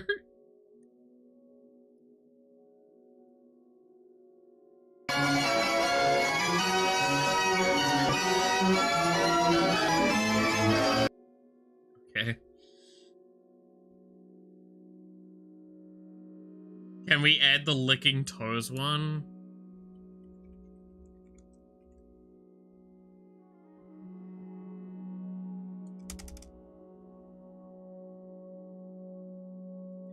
Which one is it? There's licking ass. There's licking things. Sony finger licking good. Stop licking Gale. Valen licking things.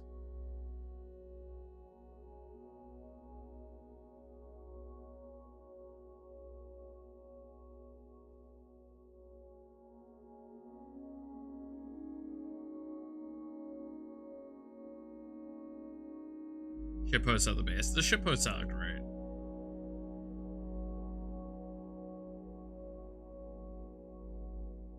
Oh, I mean, like, I'm literally using ones that are inside of the community.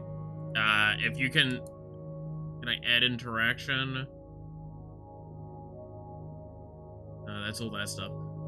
Like, legitimately, if you can find a way for me to put it on, I'll put it on.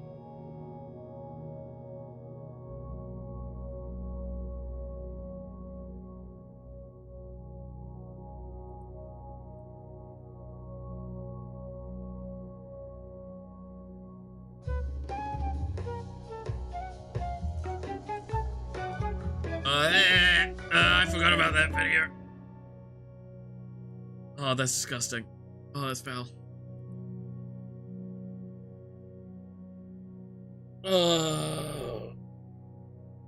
Orty. No, I used to be able to do King Julian. I can't remember how his voice goes quite nowadays. Orty, Orty, Orty.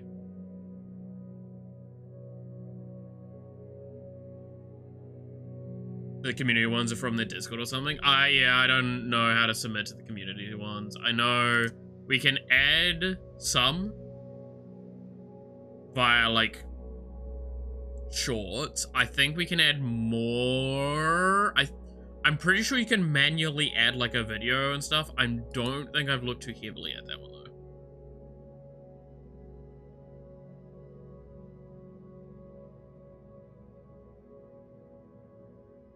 It will be audio only, sadly. But I feel like there's a way to do other stuff, but again, like, that's where I'm not sure. I'd have to look.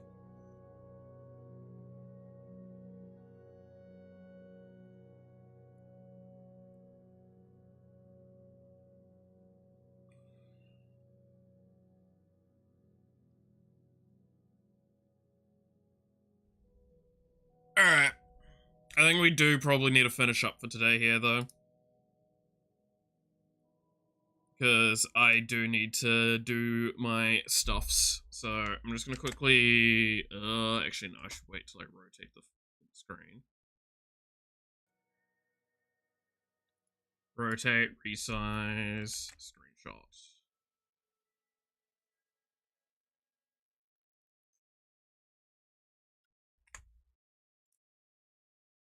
And I'll send that to Yawa, because I'm sure she'll be interested.